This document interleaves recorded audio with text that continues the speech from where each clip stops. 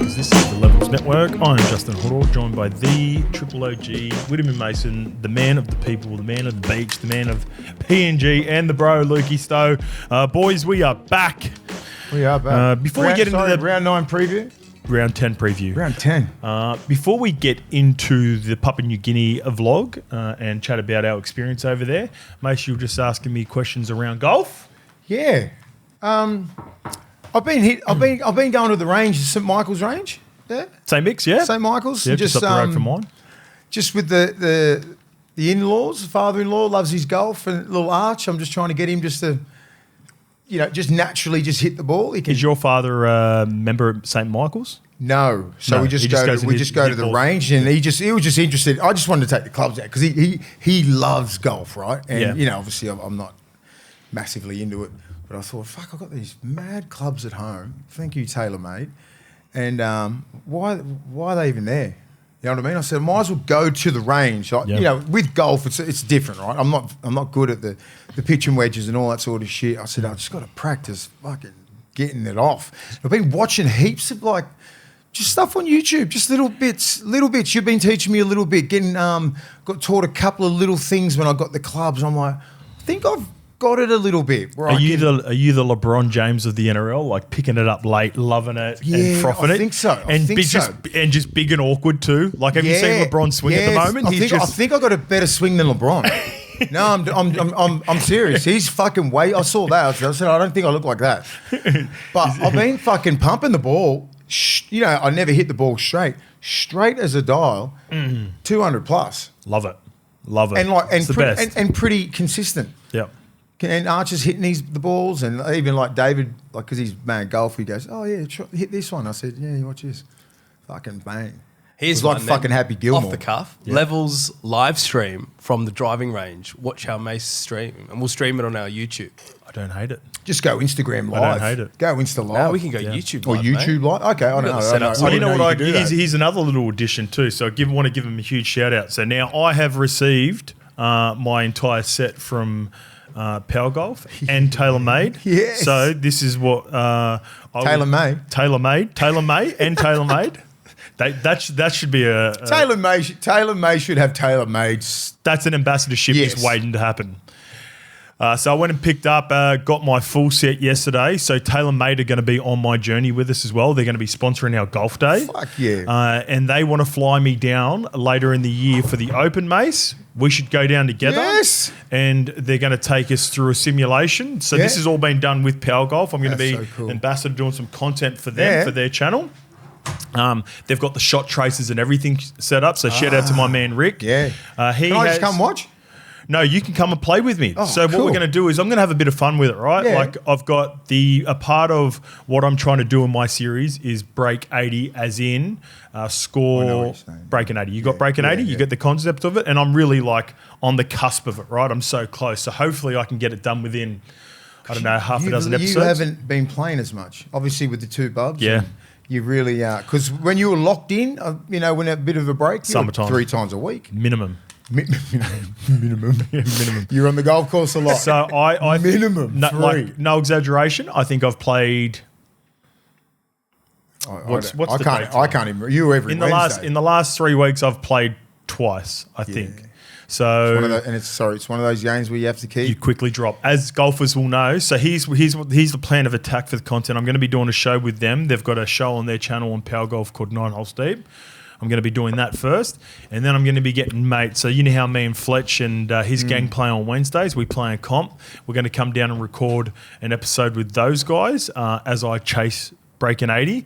And I'll be chasing Breaking Bad. Well, St Michael's, we're going to be doing an episode there. Since you've been going down to the driving range, come and join me. Get me. Play in the background with us. We'll mic you up and we'll have a bit of fun with it for the second episode. How about that? Yeah, I just think I'd love to do that. Yep. I just don't think I'll be a hindrance anymore.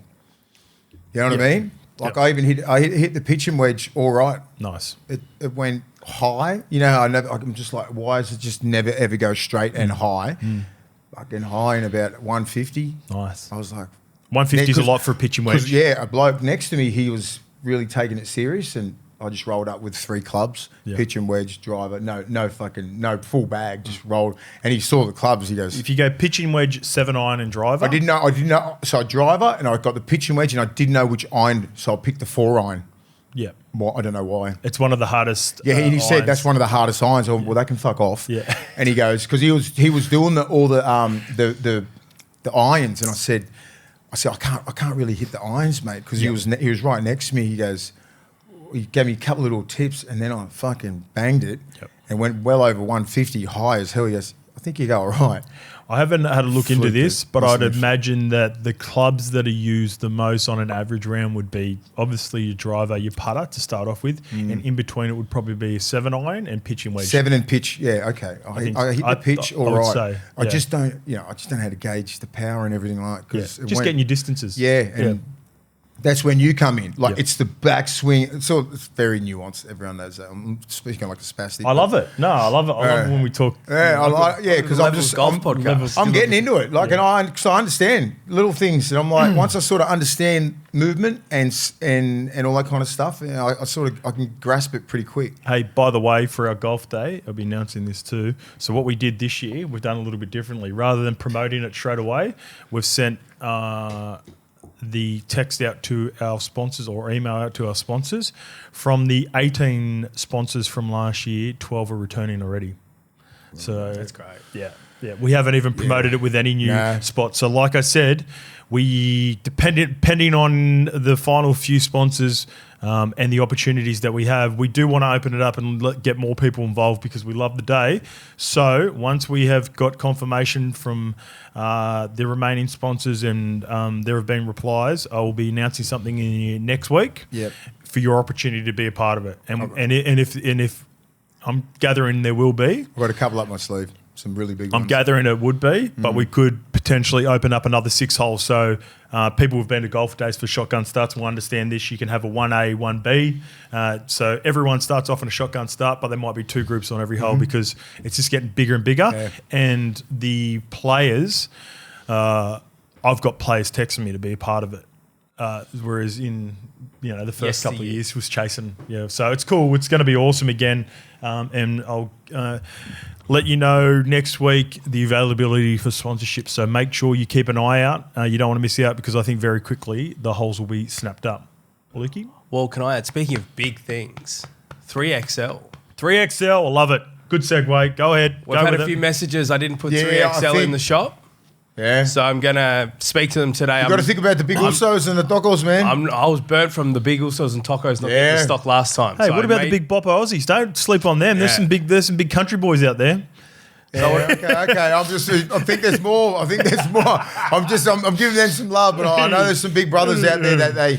Well, I think 3 or 4. I did this for a reason. So I wanted them to send the emails through or DM you boys and say, where are they? Before I put them out there, because I didn't want to do the reverse. Yeah. So I'm going to speak to them today. I'm 95% certain I can get it done. Reverse Uno. Hey, 3's plenty. If you're at a 4, respectfully, iron sharpens iron. Get in the gym. Get there. Get yourself fit. And they're a bit get yourself oversized going. anyway. You might be able to squeeze in. They are oversized, yeah. So this is a 2XL on me. XL hoodie fits me. Yeah, that's what I mean. That's why I didn't go if you too think big. about length, Yeah. these arms are very long, right? So Which is why I went to 2. But I'll put the 3.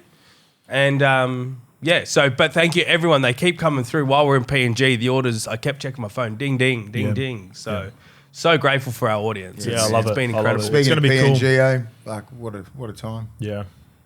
What a time. It was fun, mate. It was. It was very it was wholesome. That's what I can say about everything. It wasn't a real dull moment. There wasn't a part where I was like, "Oh, can we go home yet?" Well, we didn't have time because there was so much crammed into 24 hours. My big thing is, Mace, I would love to go back. We were offered to go back for the World Cup. Yeah. So for the Papua New Guinea Play Samoa, which will be coming, huge. mate. We're coming. With Jerome Lice. I think we'll be doing that at the end of the year, guys. We'll be But back. we'll be up there for a lot more. I think they want to, get us off the mainland, fishing, go to another island, bring our families with us. Yep. All that kind of stuff. Lukey, you can be my child for the week. Thanks, mate. Yeah, my second What's child. different though? Yeah. Well, that's a you big- and Arch can hang out. That's a big thing, right? Mace, one of the biggest pushbacks from people who haven't experienced it is the safety side of things. So let's chat straight about that. I didn't like straight it, away yeah. about that. Do you want to cut to Chammas now, and they can hear what Chammas had to say, and we'll come back? Love it. All right, here we are. By the way, we had a meeting this morning. The Prime Minister was sitting here, Shammy, and the OG's just taken the big dog seat too. I love it. I was sitting right here. I was the right hand of the king. Hey, Sham, before we start this, mate, just want to thank you, and it's been a really cool experience. 24 hours, bit of a whirlwind. We've got a whole heap done, but appreciate everything you've done for us in getting us here. Having an opportunity to sit with the Prime Minister was pretty cool, mate, and really appreciate it. No, mate, it was great to have you guys. Like, I guess you probably know more than anyone. There's a lot of talk around what this country will be like, and for you guys to see firsthand just how passionate they are about rugby league. Yeah. And you knew this already, but the scenes yesterday at the beach when you guys were down there, like even I was there with my kids. I brought them. We just came to the country for the first time. I've obviously been a while, but their first experience, and to see them at the beach with these kids who are playing footy with them, hugging them, high-fiving them when they're leaving. Like, for me, I was just like, we made the right decision. I knew that already, but you just need your kids to feel happy, and that's what we want the players to experience. Until you get here and see it, like there's a magic to this place. I know it's got its issues. There's poverty and there's other issues, but there's also something special about it, and that's rugby league. Yeah, I want to get into it. So the way that we build our show at Levels, we get our community to get involved with it a lot. So when we did the podcast before coming over, I got a couple of questions from our community, and this will kick us off, Mace, and then we can sort of flow with it from here. But this one's a good one from Chris Bray. All good, Lukey? Hey boys, question for Chammas here. When the PNG side was announced with all the details, tax-free, etc., I think the perception was they'd still only be able to recruit journeymen, so the competition wasn't worried. After the Luai signing, I'd equate the signing of the Luai to when Tomalolo declared for Tonga at international level. Almost everyone saw it as a positive and necessary for the future of the game. Fast forward last year, Payne Haas' decision has caused an eligibility crisis. My point is narratives can quickly turn. With every player the Chiefs recruit, more fans and media will get upset and cry double standards. As a media man, how do you manage this perception? Keep fans, coaches and the media talking about the Chiefs in a positive way and not only focusing on the tax breaks. Yeah, it's a really good question. It's a really good point. Like to us, Jerome is that. Like he is a game changer for us. Like when we were identifying who we wanted, I wrote a list of things that we needed, and Jerome ticks every single box. Like forget football, but off the field as a person, he's so marketable. He gives so much time to people. Like I always watch him after games. He's the last bloke on the field, off the field to back in the sheds. He's a family man. He's a good person. We needed all that. And the fact he's a Pacific Islander as well, I think we'll look back at this, and I probably haven't appreciated the magnitude of how significant it is for this country, but we'll look back at it in 10 or 20 years and say that was the moment that changed the direction of this club. Because you're right, it could have gone in a different way if you don't sign that calibre of player, and we still don't know yet, right? We're hoping there's a snowball effect, and it sounds like there will be from the phone calls that we're having, but it's a big moment for this country, and it says to everyone that we're serious. Yes, I think listening to the Prime Minister and listening to you, and I was really interested in the pathways and what's, what's your reserve grade look like? What does the 15-year-old, what does the 12-year-old do when he was playing at the park yesterday on the beach with us? That's your future, right? What's been holding the PNG players back is that they only got that one team, the Hunters, right? And they're based in Brisbane, so there's no real pathway for a young 12-year-old kid to ever get into the NRL. It would be very, very hard. Now, you're based here. The Chiefs are here. You can start building a pathways program where these kids can start, you can earmark them from like 12, 13, right? And put them in these programs, and then the pathway will be they're learning all the structure, all the fundamentals of the game, which they're raw players anyway. They run hard, they tackle hard, they love rugby league. It's their number one sport. But when you put a pathway program in there that's legit, like an NRL one, like when people are copying off the Penrith blueprint, and that's what you got to do. And then just listen to the PM thing, like in 10 years, those kids we're playing on the beach with, they'll be that's your market there. Yeah. They'll be 20 years old. They'll be coming through the system. And so that pathway is so important. It's not just the 30 players that you get. You know, it's the reserve grade. It's the guys that are all the way down. So you got something good there. Yeah, it's important. Like I said in the first press conference I did, I was sitting next to Prime Minister Marapa, and I said, what we want to do is to show Papua New Guineans that you don't have to leave this country to achieve greatness. And you can achieve greatness right here. And look, the Hunters, to be fair, the Hunters are based here, but a lot of their good players either go to the NRL or they're moving a lot of them to London Broncos or the Super League. So now they've got something they can actually come through the highlands, come through the villages, and they know the step. And that's what we've got to set up. The steps are you achieve greatness in this country with the Chiefs, and that's what we want to do. Now, it's not going to be overnight. You heard yesterday the logistical challenges this country faces in terms of just simply getting to Port Moresby. You can't travel here unless you fly here.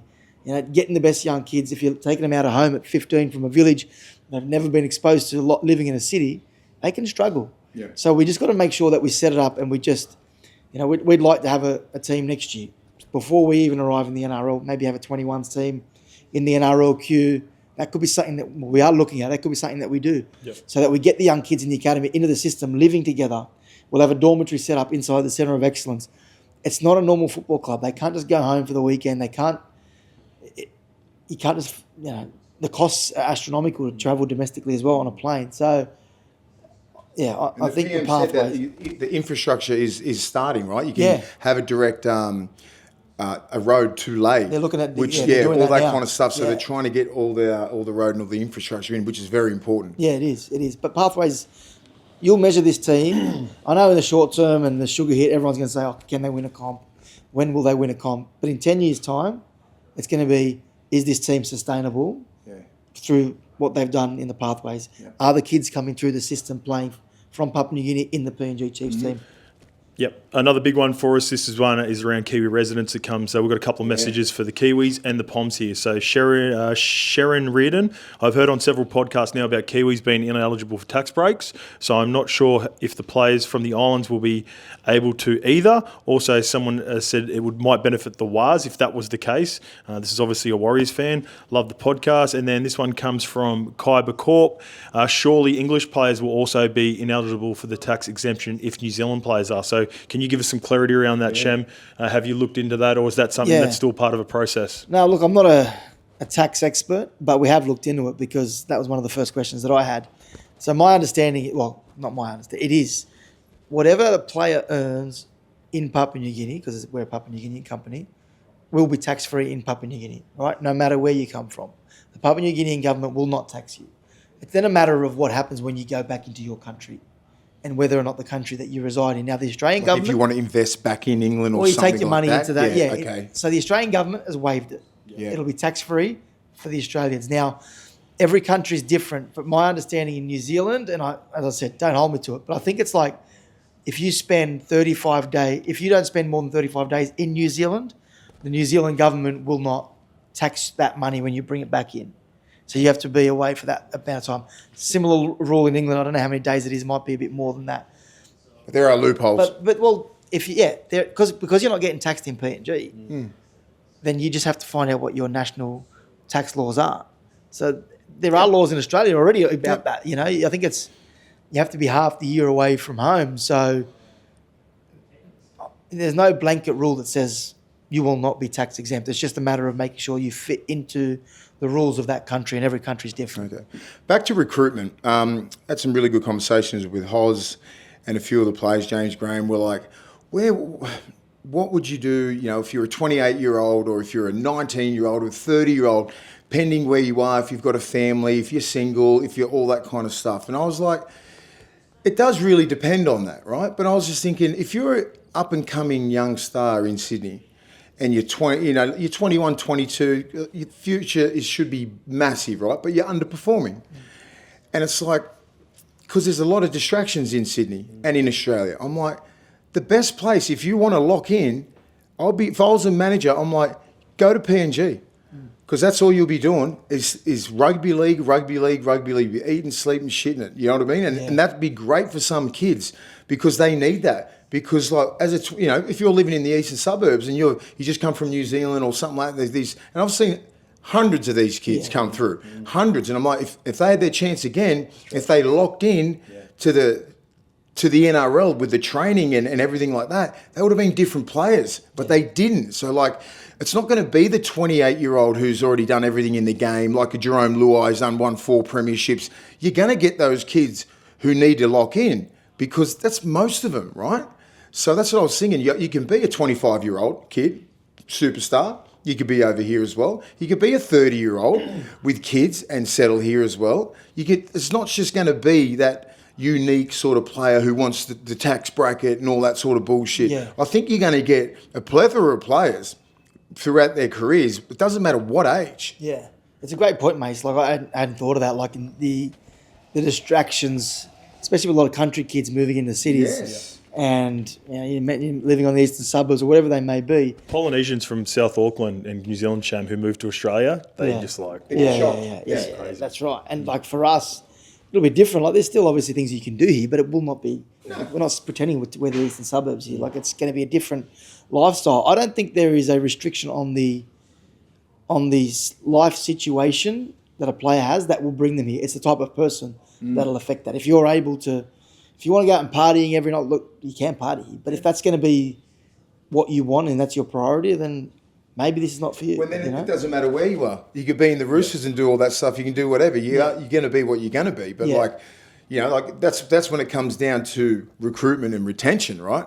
You guys have got to have an important part of that, obviously, with your recruitment, who to recruit, understanding what sort of person they are, their character, and because of the game is it's worth billions of dollars now. You're not mucking around with these guys. You're paying them a heap of money. You want them to act accordingly, right? So it's club first and everything second.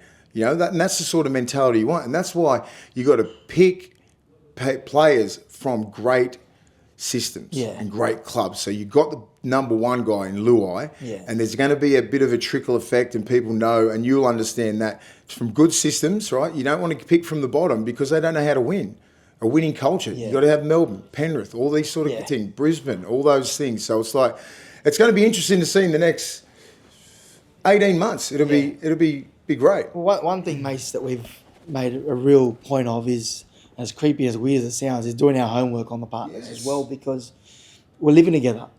And you know what football clubs can be like. We just need the right people, not just the right player. It needs to be the right family and right environment, because if things unravel in our village, it'll unravel with our football team, and no other team has to worry about that. So the partners have to be important. They got to buy into what we're doing, and which is why Jerome, for us, sent such a strong message. His partner Bailey was here.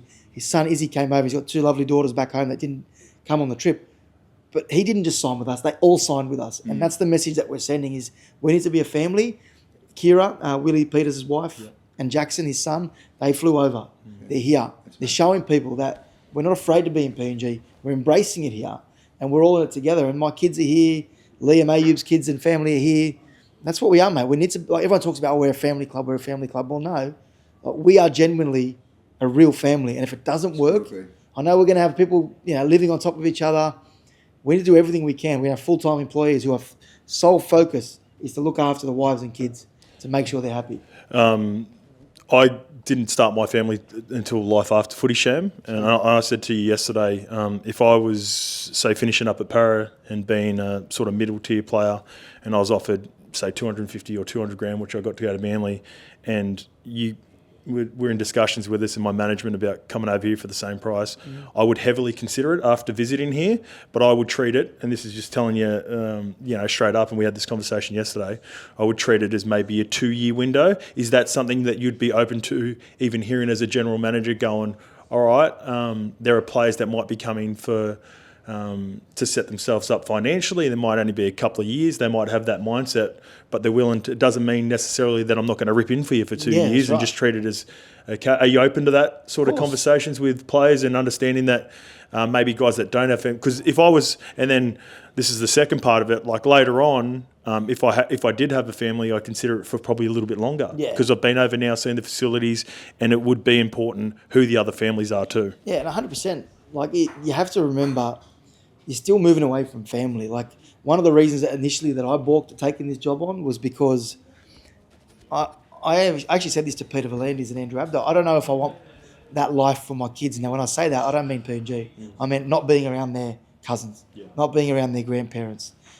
That was my thought. It was like, I'm taking them away from everything that they know, and I want them growing around. My brother lives down the road from me.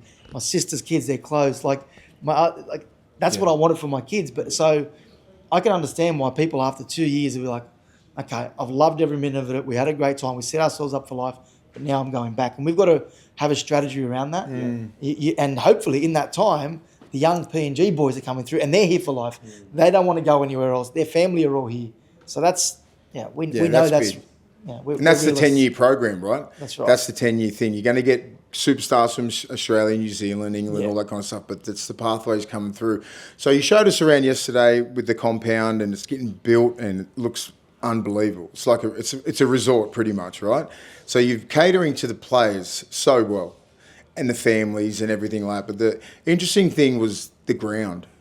Like how much, like there's 15,000 people, right? And you want to make it like 30 plus maybe? I think they're talking about extending to 2025 in the initial stage. So yeah, so like I'll just look at that stadium, and that could be like one of the most scariest stadiums you want to play at, and it could be such an advantage. Then you're going to build a centre of excellence there. You know, like these young kids that are part of the Hunters and never been part of an NRL team, they'll be looking at that. A young kid, you bring them through that door. They're like, I want this. You know, you see the stars in their eyes and everything like that. That's what happens when you get those centre of excellence. And you look at the ground, and I remember being a young kid going through that, and you're just like, oh, I want to be on that wall. You know what I mean? Like, so it's very special because you guys are obviously going to build a great centre of excellence there.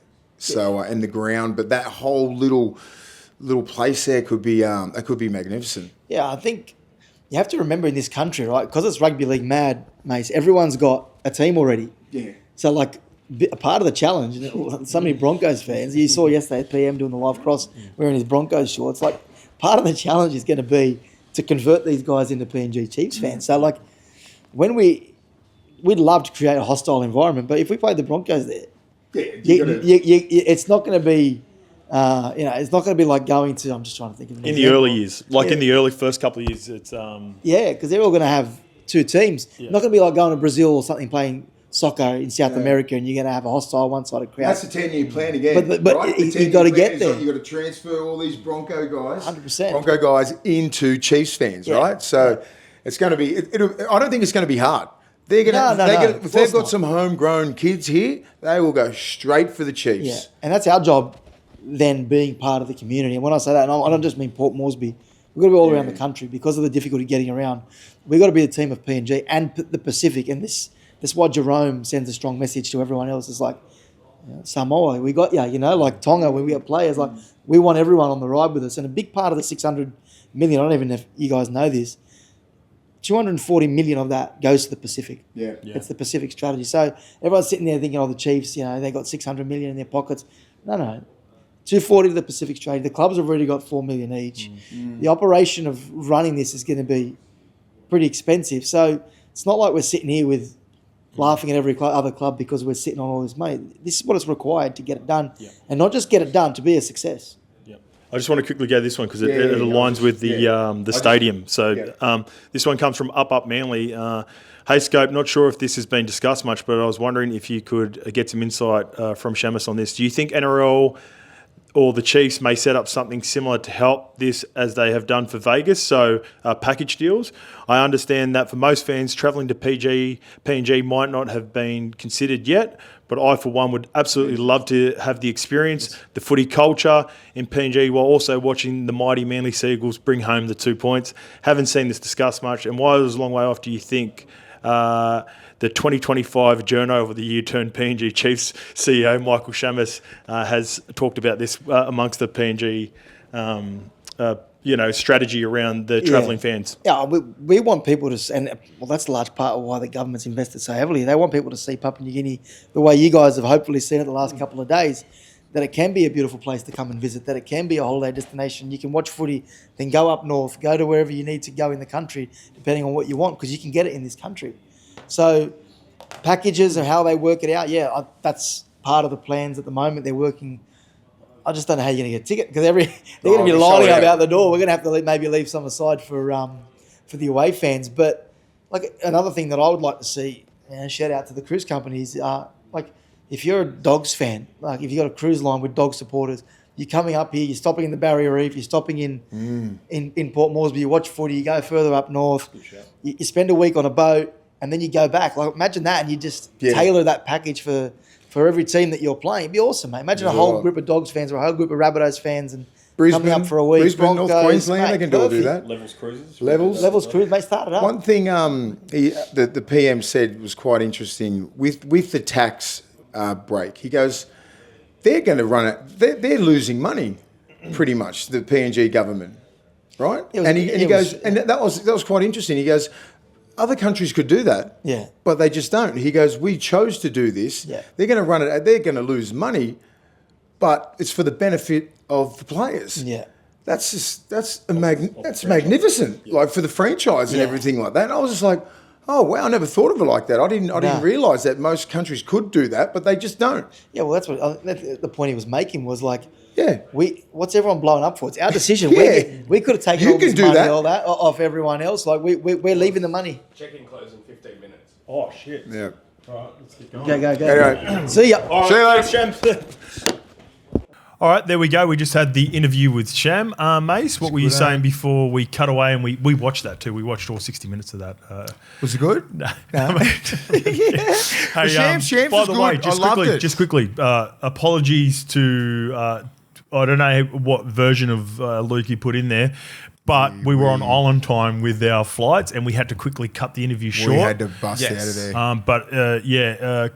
Thanks put to a little Sham. That was the snippet from the final. That was the final question anyway that we're at anyway. Yeah, you'd So already that- shut your laptop. Then Lukey just goes, we've got 15 minutes to get to the airport before it closes. And it was 20 minutes away.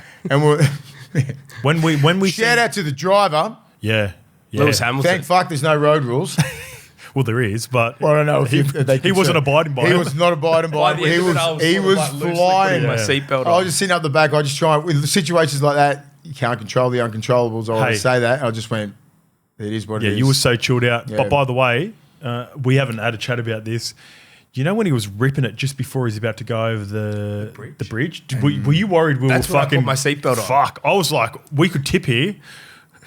I had both fucking things. I had the fucking. I had the headrest on this side, and I had the one in front. Yeah. I was about to say, bruh, don't worry about the flight. Like I want to live. Yeah. Yeah, that's exactly what I thought. James, that's a good thing to say. I think we asked all the questions that all our fans wanted to hear. Yep. And he's, it's going to be something special over there. I can see. The breakfast with the PM. You know, he's not looking at 2 or 3 year term and then go away. The 10-year plan. You know what I mean? Watching those kids on the field, I look at that and go. And I said to Shams in the interview, like, that's the future of PNG, right? You talk about the violence there, you talk about the unsafetyness, and you talk about there's nothing to do, and the kids are doing this and that, and I said these kids have got a dream now to play in the NRL, and it's viable. It's like it can become reality. Like you can be an outstanding player in school, and there's a pathway for you to get into the Chiefs and play in the NRL. Like that's never been. They've never had that dream. They've never wanted to leave New Guinea. They never wanted to leave New Guinea to come to Cairns, to come to Brisbane. It's a big deal. It's a very big deal. Port Moresby's their major city. You go out of Moresby, you're in a whole different place, right? There's 800 different dialects. There's 10 million people that they know of that live there and can't count the Highlands, right? And he was saying how safe it was. Like, there's more murders in Sydney than there is in Papua New Guinea. In Moresby, he said. In Moresby. And all these sort of stats that he did show.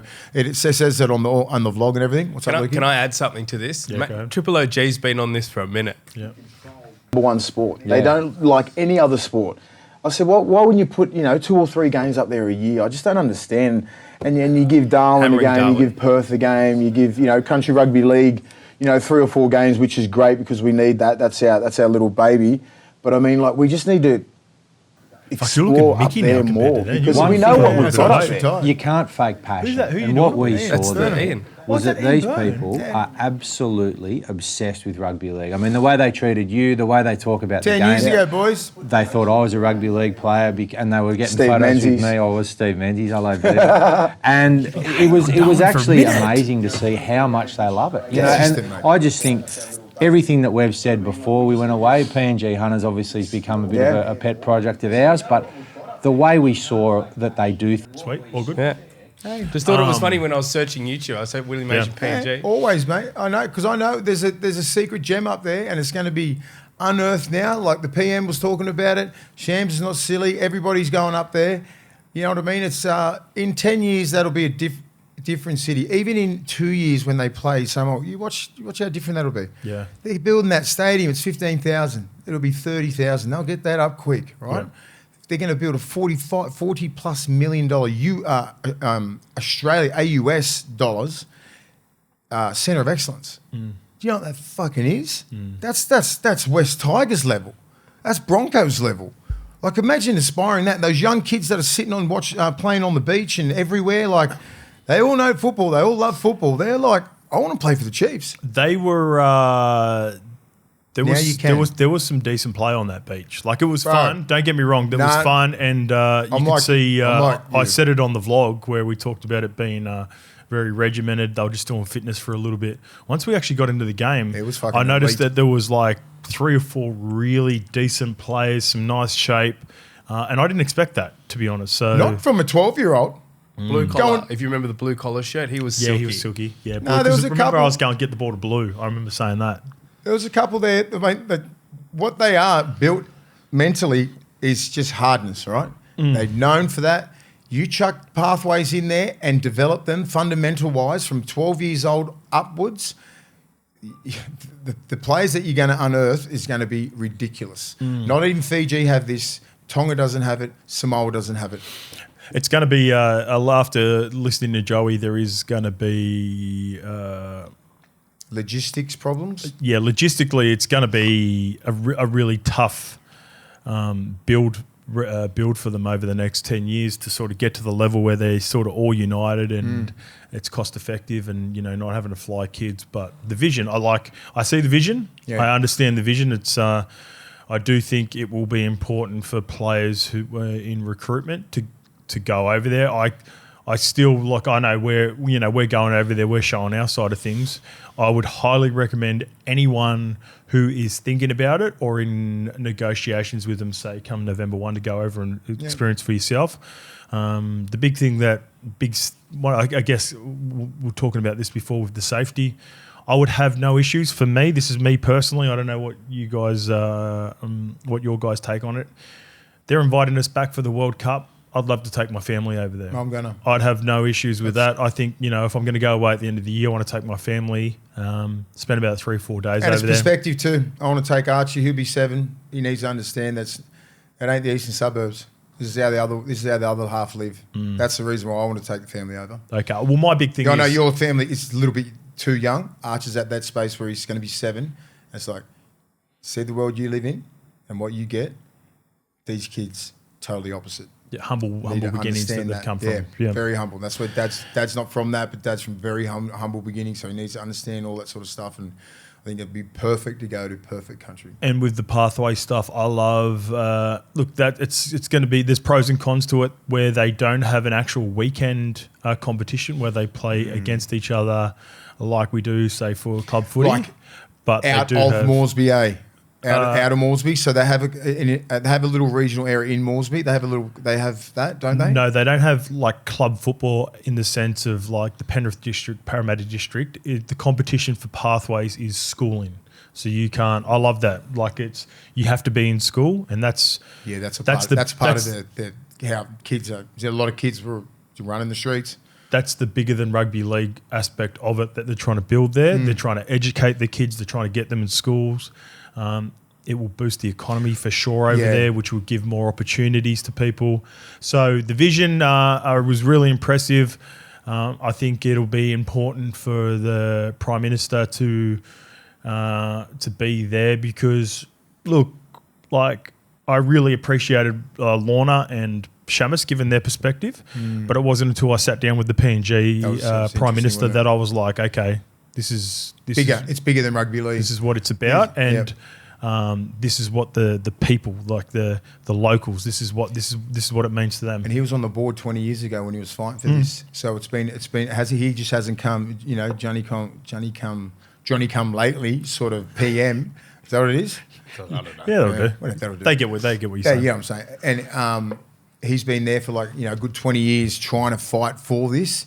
And he's in the top job and he's got it done, but it's bigger than rugby league because, as you said, when we're going through the middle of like in Moresby, and there's a lot of kids not in school, Yep. right? Because I think the rules are obviously a lot different, and to get them in school, to be in the pathways, it's very strong. Yep. It's because they want to be Chiefs now, right? In the next couple of years, they're all going to be swapping their Broncos jerseys for Chiefs jerseys. And they all want to be that. So, he had his Broncos pants on doing 100% footy. So good. That's the best. So good. And he's a character, isn't he? Yeah. He's a great man. Very but charismatic. Yeah, he even said it in the vlog, like he and at the meeting, he goes, "If they need me for the PR, I'm the PR master." Yeah, he's And I want to run the waters. yeah, him wants to be blue shirt. He was impressive, and he's got a vision. I get it. We were there. We saw the compound. We saw the grounds. We saw what the people are like. We're not even current NRL players. Can you imagine Payne Haas going there with Reece Walsh? Mate, you don't move through that airport. Okay, well, we're not throwing out hypotheticals with players. I'll ask you the question. Two questions. I'm just saying, sorry, when they play PNG, when you Oh, okay, yeah, just yeah. fucking The star power. They just loved us because we were from the NRL, right? And they saw, they recognised me. Then they were James Graham, and then they love Levels, and then Hello Sports, and they understood that once they sort of Even Lukey got a shout Lukey out. go, Leo, you're massive. I'm sure he fed Lukey, his name to the guy before he got on camera. Lukey, What's your name? Lukey, you're massive in PNG, massive. The bro. Yeah, the bro. Lukey, what's your name? He goes, what's your name? He goes, Lukey, you're my favourite player. Two questions for you. Mace, if you were off contract and they had Jerome Luai had signed and you're a premier front rower in the game, Right, just say I was leaving the Dogs when I was 27. Would you consider going to Papua New Guinea? Yeah, I would. You would? Yeah. Yep. At that age, when I had 10 years at the Dogs and I was in I was in a power position to go pretty much wherever I wanted to go. And if just say with everything in line, like with New Guinea, Luai just signed, and then all the big ruckus around it. Would you been open to being their marquee first signing before Jerome, or would Jerome be a big part of your decision? Like knowing that it would be a big part. that a premier player's already If he's committed. jumped, if he's gone, there's a reason, and I'll be thinking, all right, I'll definitely fly over and do what he did, and then get it sold to me. Okay. Right? Because once you get over there, they can sell it, right? There's a lot of like construction going over there. The Moresby's going like that. I understand the vision. I understand it, and I probably would head towards going there. And obviously, the tax reasons is big as well. Okay, so the next question, this last question, and then we can dissect this a little bit more. The two new franchises that are entering the competition next couple of years, you are offered $500,000 from the Perth Bears to let's go more. Let's go $750,000. You're offered $750,000 by the Perth Bears to enter the competition, and $750,000 tax free from Straight the to PNG. straight to the PNG. I agree. Like Straight to wouldn't even consider it. It's a no-brainer, mate. Because and just say how we're living right now, the squeeze that everyone's getting in living in Australia, how expensive it is, and what we're going through. There's wars going on, blah blah blah. Like this is all coming in to calculations with families. for sure. You're living in Sydney. It's the top 3 most expensive place to live in the world. It doesn't like. But Perth would be. Perth's the same. It'd be a little bit better. A little bit better. A little bit. It is growing. It's getting. It's growing, but there's you're a still boom over getting there. taxed the same amount. Yeah. Yeah, it's not like you go to Perth and it's like 30% out of the. No, but you're talking about cost of living, as in housing. And all Yeah, that sort yeah. of It's, stuff. it's a little bit down. It's a little bit down, but it's still. It ain't nothing compared to New Guinea. You go there for 3 years, you can set yourself up for the rest of your life. So that's my point. It's going back to it. Like we love everything that PNG are presenting, but fuck, that's problematic for Perth again. I keep going back to that point. And, whilst we are over there, we 100% footy. Bracey and Gell were having an argument about it. What were you going to say? No, I was just taking a breath. They were tired, mate. Bracey and Gell, and like Man, Fuck, Bracey went hard in the paint. Well, I like Bracey. I like it. I like Bracey. Was he wrong? But Gal, a lot of what Gal was saying is Gal was true. right, yeah. Like the way that the PNG, Chammas and Lorna invited us over there. They did it right, didn't they? And putting Jerome on display, and now it's Alex Johnston too. By the way, congratulations to Well Alex, done, number AJ. 2. I like he's a winger wearing 002. That's cool. Makes That's cool. sense. Yeah, they like that as well. And that's another great signing. But fuck, I'm with you, mate. Like if I was a player at my peak and it's 250,000 to go to Perth, 5-hour trip, without touring the facilities, just knowing the travel that's involved, and I said this to Chammas myself, and I'm not gonna. I would view it as setting myself up financially. Yeah. This is the way I would approach it if it was me. 2-year contract max for me, because no doubt. And then see where you are. See if you like it or not. Yeah, no, well, just being over there, understanding, just away from family, all the stuff that Chammas mentioned as well in the vlog.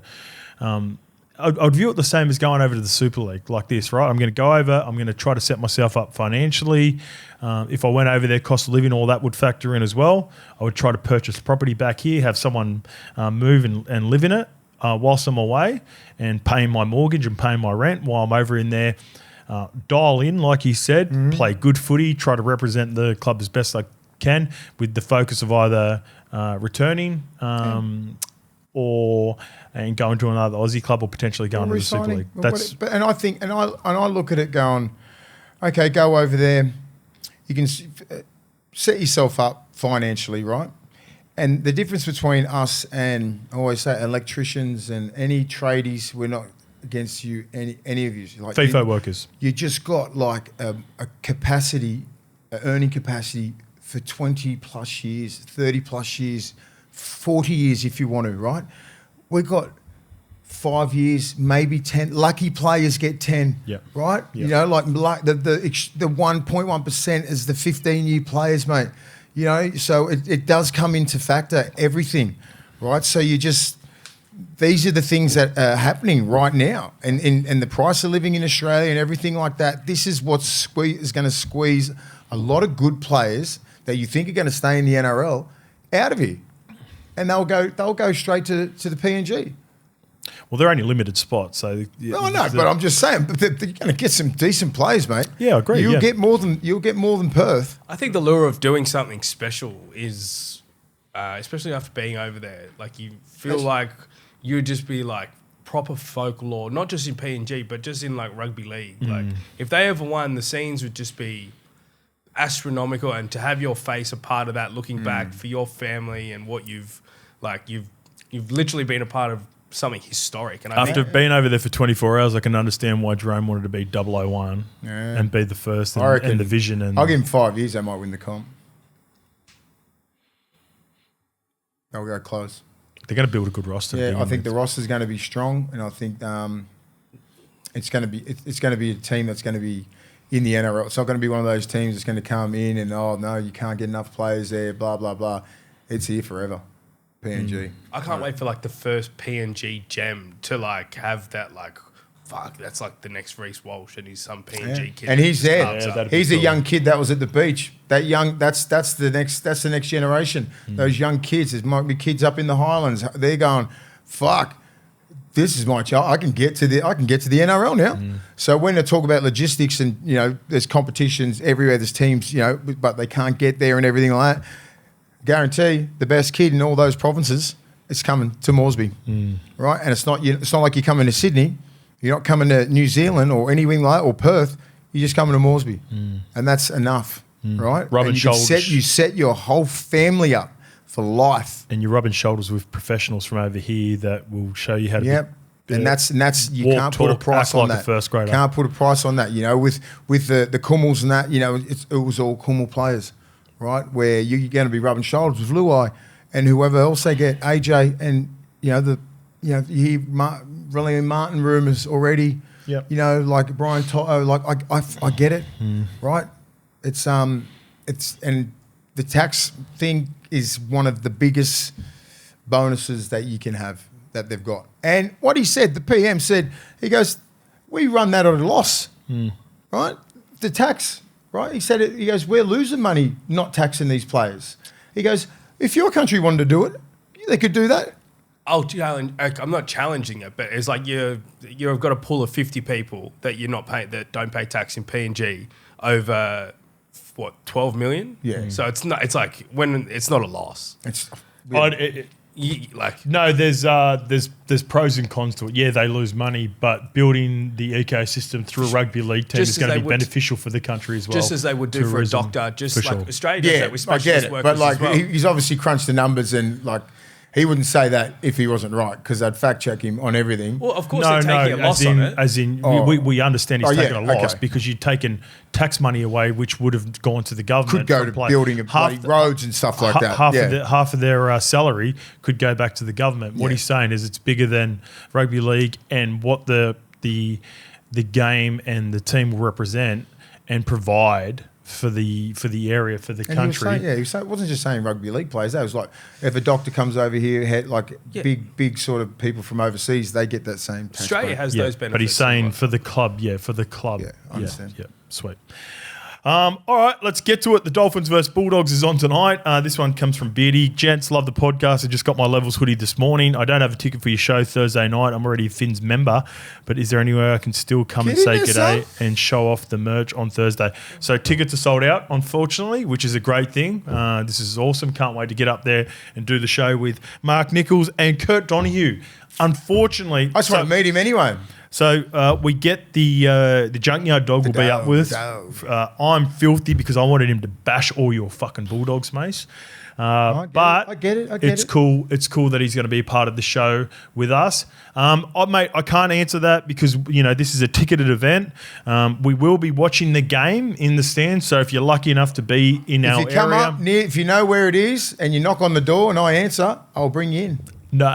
once we're sitting outside, Once we're sitting outside in the seats, we'll be watching the game. Come up if you got iron sharpens iron kit. Yeah, man. We want Probably to walk down Caxton Street in the afternoon on the way to the game. potentially. So You might see us in and around the stadium. So, Beardy, all the best out there. He's Got to Fins get in member. early, son. Beardy, we're gonna give it to the Bulldogs too. I love it.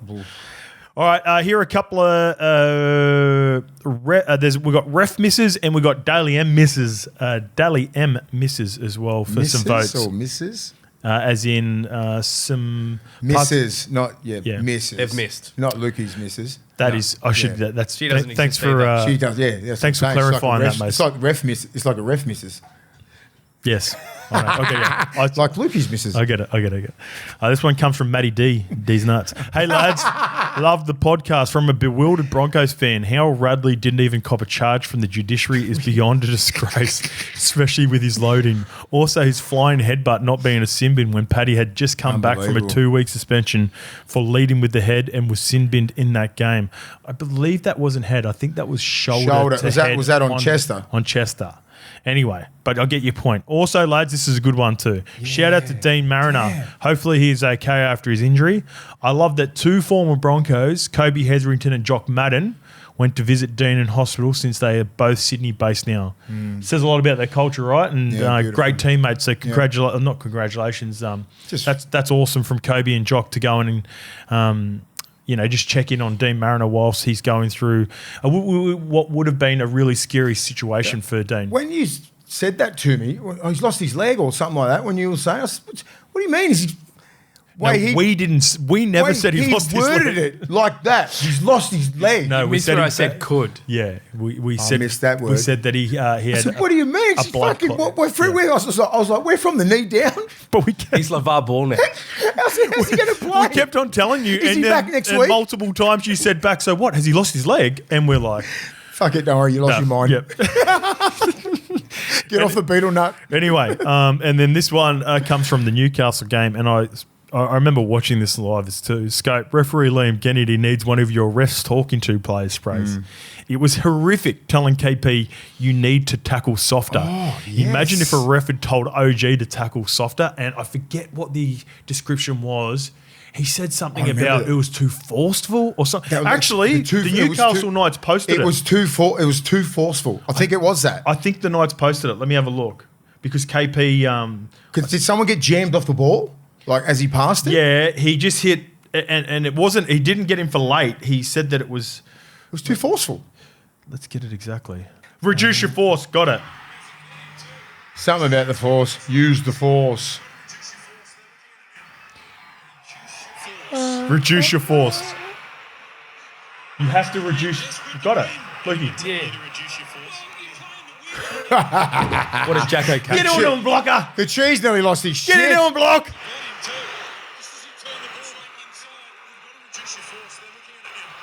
Shut up.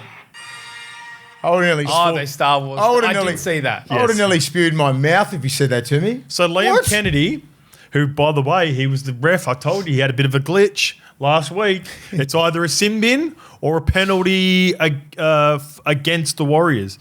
This one, it's again, what do you mean like it's too forceful? It's either high, late, and a penalty for that, it was neither. It was a good shot from KB. By the way, Mace, this is in the final minute of the game. It gave the South Sydney Rabbitohs an extra 6 chance, tackles. yeah. Latrell was this far away from ending the game. Yeah. The scoot. Yep. I like Liam Kennedy. You nearly fucked it. I like Liam Kennedy. Change your vocab. I like Liam Kennedy. He's a good up-and-coming ref, but a couple of glitches in the last couple of weeks reinforces my point. I think sometimes they miss the obvious stuff or make mistakes on which you would deem to be obvious because they just they got so much on their plate. That is fucking unacceptable. They're lucky the fucking Knights won that game.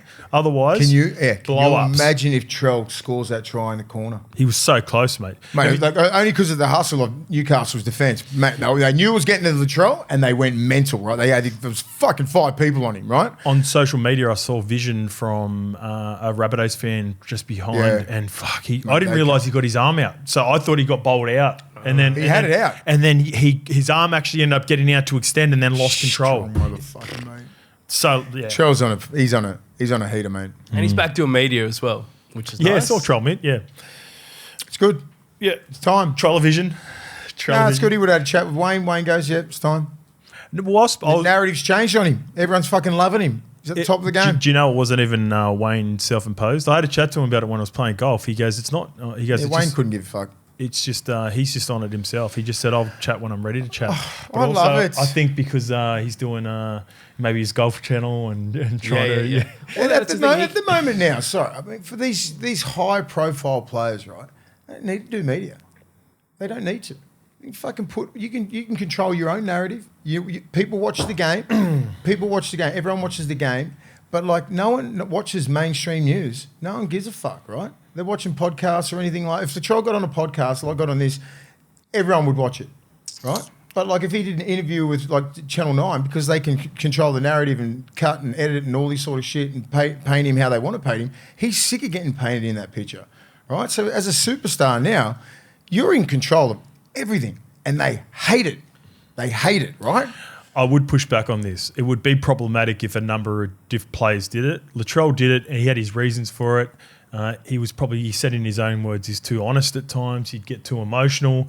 The big turning point from him was when he got hammered for swearing.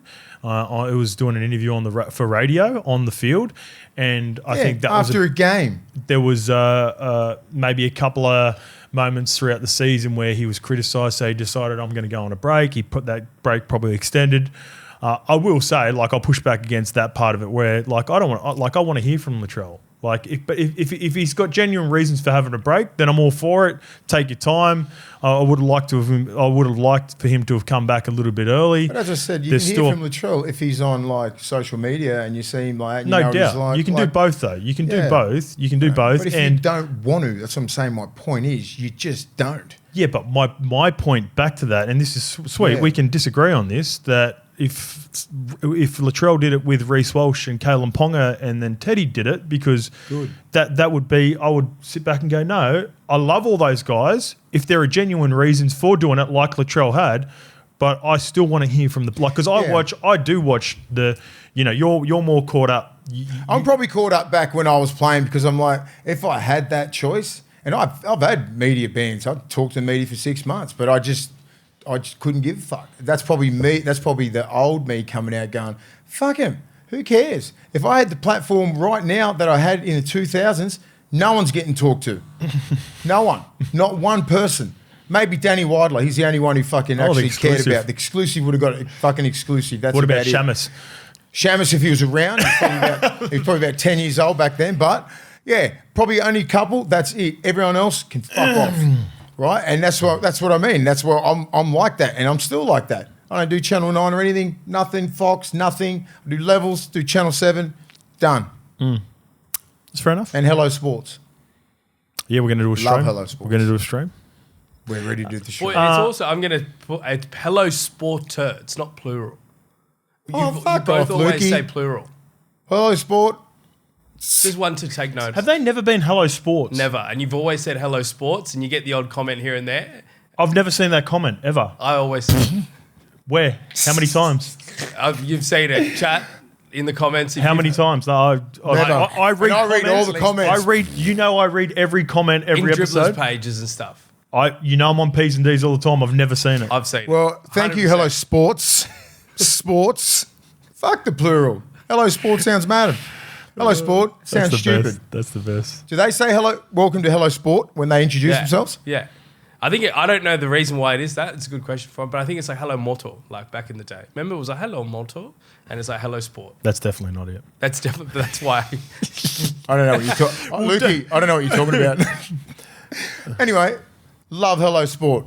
And Unreservedly. yeah, wait, let me get this up as well. Are we the Levels Network or Levels Yeah, Networks? Levels Network. Are we Levels Networks? No, networks. Plural. Well, make sure you like and subscribe to the Level Networks podcast. Get it up. We need to get to 50 after Magic Round. Yep. Let's get it up. Instagram, TikTok, all that should be flying We're now. about to overtake on Facebook. What do you mean? We got Facebook. Yeah. We've got like nearly 76,000 on Facebook. There you go. Yeah, I know. I Really? I didn't know we had Facebook. Don't ever check Facebook if you I don't know. like I don't what you have see on Facebook. Instagram. I don't have Facebook. Yeah. Can't never have. Why would I have it? yeah, Yeah. Facebook ain't your gang. Nah. No, if That's you- like people that fuck watched you Facebook. back in Yeah. the day. And I don't now care they've about got- Facebook it's at the, all. It's the older generation. Yeah, fuck them They're too. they're very anti your takes. Yeah, and I don't care I love because that. I don't watch Facebook because I'm not a fucking 70-year-old on Facebook. Miserable. There we go. Mad trace. Shout out to Facebook. Love Shout your out to the great Love your Facebook. 70,000. Love your Facebook. 60-year-old miserable What else have we pricks. got? All right, this one's around Mace. You were talking about the Dally M votes last week. You were fed up. Yeah. You were fed up with the voting system. Boys, I'd love to hear your thoughts on the Dally M voting and how it could be improved. Warriors fans have been shafted again this weekend. I'm a Sharks fan myself. Jackson Ford picked up 0 points from the weekend against the Eels after playing 80 minutes. I believe he played 70, not 80, because I had him in my Supercoach team, so I don't believe that. I know that for a fact. He played in the middle. He ran for 180, made 50 tackles, and he scored a try. I mean, I understand with that. With Jackson Ford, the numbers he's putting up was pretty crazy. Doesn't necessarily mean he's the best player on the field. I agree with that. I think he And deserves 1 point. I went through it. Aaron Clark was my 3 points in that game. Because you're looking about game changes, impact, influence on games, Yeah. right? And I look at Aaron Clark, I thought eyeball test, he played better than Jackson Ford. But when you break down all these, stats and all this sort of shit, where I don't care about that. Like I look at it at the end of the game, like, yeah, that's great. You play 70 minutes, you get the ball most of the time. I'm pretty much expecting that. If you're playing 40 minutes, he's going to do fuck all of that. Yeah, but here's the Wise fans for you. Here's the conspiracy, and Just this is know from your a footy. Sharks. This is from a Sharks fan. There's a conspiracy theory, right? Because they robbed Shawnee Johnson three years ago with Kalen getting it. Does the vote? Do the voters? Do the NRL want, say, Jackson Ford to beat out Nathan Cleary come Dally M night? Fuck off, please. No way. Nathan Cleary if Nathan Cleary plays all year, Nathan Cleary's getting it clear. And I don't give a shit. Like, if nothing, Jackson Ford would have to be light years ahead, and he's just not. Jackson Ford's a toiler. He's a fucking goer. He doesn't stop. He does the right thing. He's in a purple patch now. Yeah. But he's nowhere near the fucking Origin or anything like that. He's nowhere in my book. Like, his stats say that, but like, he's just a worker. Again, I'm going to disagree with you on this then, because if he's good enough to accumulate points and be in contention for it at the end of the year, I don't want to just give it to Nathan Cleary because he's the best player in the game. If he's having a season and he's getting points and he deserves to get points, only if he deserves to get points, I don't agree that he necessarily got points to your points in this game. It was probably Aaron Clark for me. Did he? He deserved one. Maybe one. You know who deserved it in a losing team, and a badly losing team, was Ronald Volkman. Was awesome for the EELS. So maybe he gets a point for me. And then I'm deciding between Jackson Ford, but it's not a given. I thought Fish had I thought Fish was better than him. I thought Fish was pretty good in a shorter amount of time. I thought Chanel's Roger. right. I thought Roger and Chanel were both good. So here's what Roger would have got one in my book. Here's where I'll say for this specific game, I don't think it was egregious. Put it that way. Now he's played. Sorry, mate. There was 4 better players than him on the field. Do you want me to read? Do you have the votes? That's why. No, go through the votes. So Aaron Clark got 3. Yep. Roger got 3. Yep. Tanner got 3. Volkman got 2, and Dallin got 1. Tanner Boyd got 3. Yeah. So the way it's split up, Mace, for you, if you don't, this is the way it goes. So there's 2 judges. They both have a 3-2-1 each. So therefore, so who got 3 points? Aaron Clark, Roger, and Tanner. Okay, so they've either got 3 from the 3 points each. I'd imagine one of those guys has got 3 points from one of the judges, and then the other guy, like maybe a Tanner Boyd, got 2 and then a 1 from another judge. Yeah, because that makes sense with Volkman and Tanner. That's bad. Like I like Tanner Boyd. Tanner Boyd's had a great season. Okay, did he? Tanner Boyd was okay. His kicking game was pretty Okay. Is it just because it's like the basic eye text because he's getting touches and then like the judge that's not proper locked in? I'm not to Mace's point early on, and well, I don't know if that was his point, but halves fucking point. Halves normally get if there's not a standout, They can influence the game. The lazy option is to just go. He must have played all right. Let's give it to the half. Who did I hear Cooper Cronk say? Whether you don't really kicking break goals, scoring points. They might look at stats. That's where you need to watch the game like we watch the game, right? In like how you influence games, not about stat, eyeball test, momentum, everything like that. That's how I pick games, right? Aaron Clark nearly won. He pretty much sealed the game with his go forward, his quick play the balls, his defence was good, his ball playing, everything. He deserves it. 2, I reckon Fisher Harris and Roger. That's it. Everyone else can fuck off. That's about it. And Jackson Ford gets none because he's the judges have probably seen what I'm seeing. It's just a worker. He just works his ass off. It's not like he's dynamic. He doesn't break the line that much. He actually does clean line breaks off fucking, because he just runs straight. But like, it's not impacting the game like a Fish, like a Fanua Blake, like as props that do real dominant props do. Payne Haas and that. He's rolling out Payne Haas numbers, right? But they're not as dynamic. There's no massive hit, what he does. There's no fucking running over people, offloading. He's doing it in a really fucking strange way of just non-stop, perpetual motion, just like everything's the same speed, right? And that's why it's to the eyeball test, like, yeah, he played all right. Stats are pretty good. What he's fucking done the last month, or just say the whole year, is put up a stat line which no one else has pretty much done, ever. Well, yeah, what's that one that I showed you yesterday on the plane? 1,400, he's the first forward to 1,400 metres and something else. At this point of the season, potentially? Yeah. So to Mace's point, and this is where it becomes, there's no perfect system for it, because no matter what, whether you do a 3-2-1 or you do back to the original 3-2-1 version, Mace, through his perspective of playing, is probably not going to value Jackson Ford as much because he looks at the he looks at the alphas, right? Yeah. And that's how he would be influenced for his voting. Fletch said this the other day when we were talking about SEN. He goes, he loves watching back rowers play, so naturally he would. I watch Jackson Ford very closely. Not only does he do the stats, but the part that I love about him the most is he does kick chase and he does everything, kick pressures. Mate. He does 1%ers. That because that was something that I had to do to play first grade week in, week out. I noticed that. Maybe you don't notice that as much. I notice everything that he does. He does all the 1%ers, but I'm just saying as a traditional front rower, which he's like sort of new breed, he's not big, he's not that strong, he just does a work rate, and he's so fit, right? Like, but he doesn't bend the line. You know what I mean? Like he doesn't bash anyone in defence. Yeah, right. So that's what a traditional my pushback would be. Not many do. Like even with Payne, like as big as Payne is. I know, but like I'm just saying, a traditional prop they set standards, right? I'm not bagging Jackson Ford at all. I'm just telling you how a prop should look. He don't look like that. Yeah, but again, we can disagree on this. That's what I'm saying. That's just my eye test. I'm like, he's the modern day prop. I'm rating him highly. But I'm going, if I'm looking at the Warriors, I see Jackson Ford on there going, yeah, watch out. He's hitting lines off Aaron Clark when he does that. You got to start game plan for this kid, right? Because he pushes up every play. He's putting kick pressure on. He does the 1%ers. He's pretty much going to be out there for 80. So don't slip up on him when he's going to hit outside the 3-man. 4-man, push up because he just runs up and just runs straight. Watch Aaron Clark. So there's going to be footage on him. You've got to be on him all the time because he'll clearly run into that hole. He scored 4 tries like that this year, 4 or 5 tries. So his work rate is outstanding. There's no hate on Jackson Ford. All I know is like sometimes they'll skim past him because eyeball tests, they don't look at it and go, oh, he fucking impacted the game like that, right?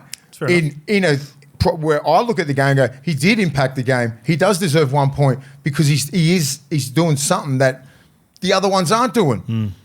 You know, so, but I know how the voters are. If you don't really see that, you skim past it. Where I wouldn't skim past Jackson Ford.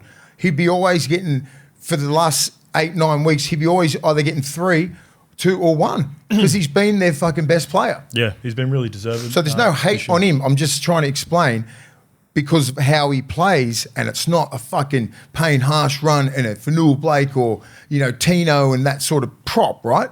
He's your other sort of prop. He's your, we get it. He's your alpha, not the alpha. He's the fucking best side to a proper alpha. I'll try. Yeah, I'll get.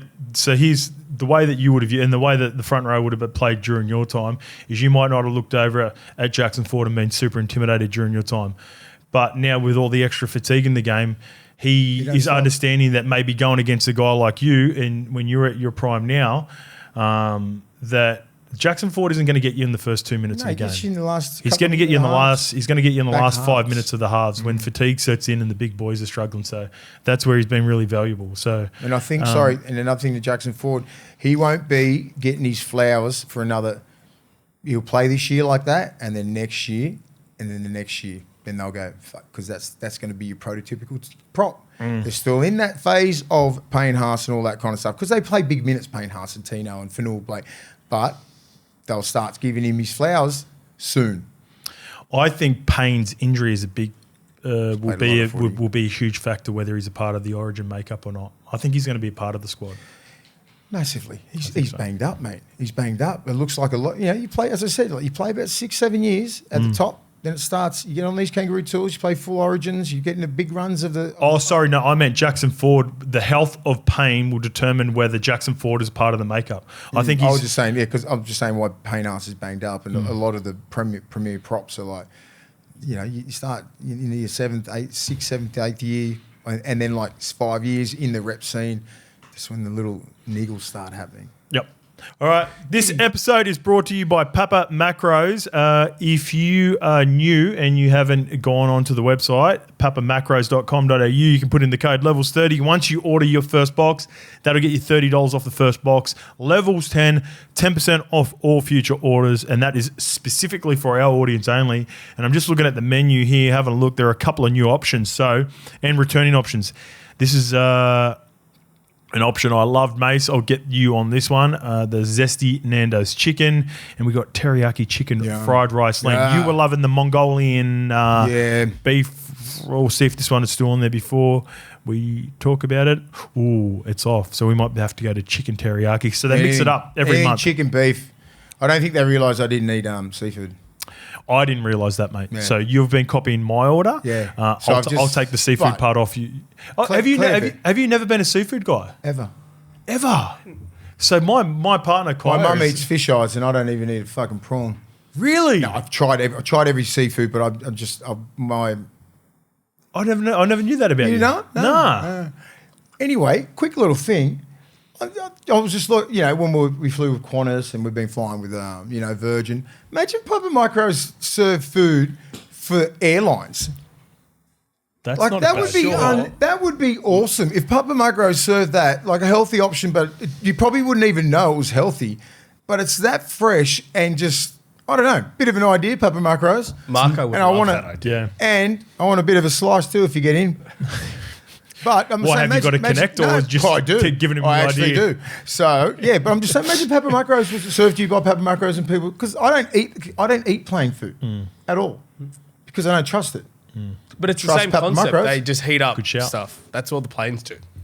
Yeah, They're just heating up food, so it's perfect. Exactly. Yeah. Oh, I know. As soon as you said that, I was like, "That's a Way fucking great easier. idea." I gave him the short ball for that one. Oh, did ya?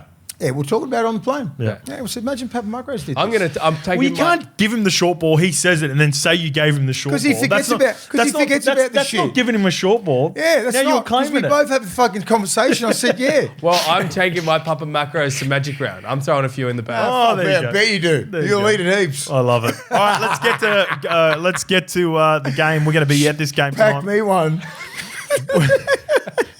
We're heading up there tonight. Dolphins versus the Bulldogs. So Jack Bostock remains in the centres, as we talked about last week. On the bench, though, and it has been trimmed down, we are going to see Cody Nicarima and Jeremy Marshall-King. They are both on the extended bench. Whether they make the late change and Jeremy Marshall-King starts or not, and maybe Max Plath moves around, we'll see what happens. Cody Nicarima could potentially come in for Brad Schneider as well. As for the Bulldogs, shout out to Alakola Simi. He made his debut last AJ, week too, yeah. off the bench. Let's call him AJ. Sean O'Sullivan. I watched him play New South Wales Cup before that game last week. Had some nice touches, and he was missing. Ciro said it after the game. I didn't even realise he was suspended. He got suspended for something. SOS. He must have got Still suspended. aggressive in defence. He must have got suspended. See, the game that he played against Rabbitohs, he might have gone down in New South Wales Cup the next week and got suspended in New South Wales Cup. Anyway, so he's back. He played last week and now he's an option on the bench as well. So what are the odds for this one, Licky?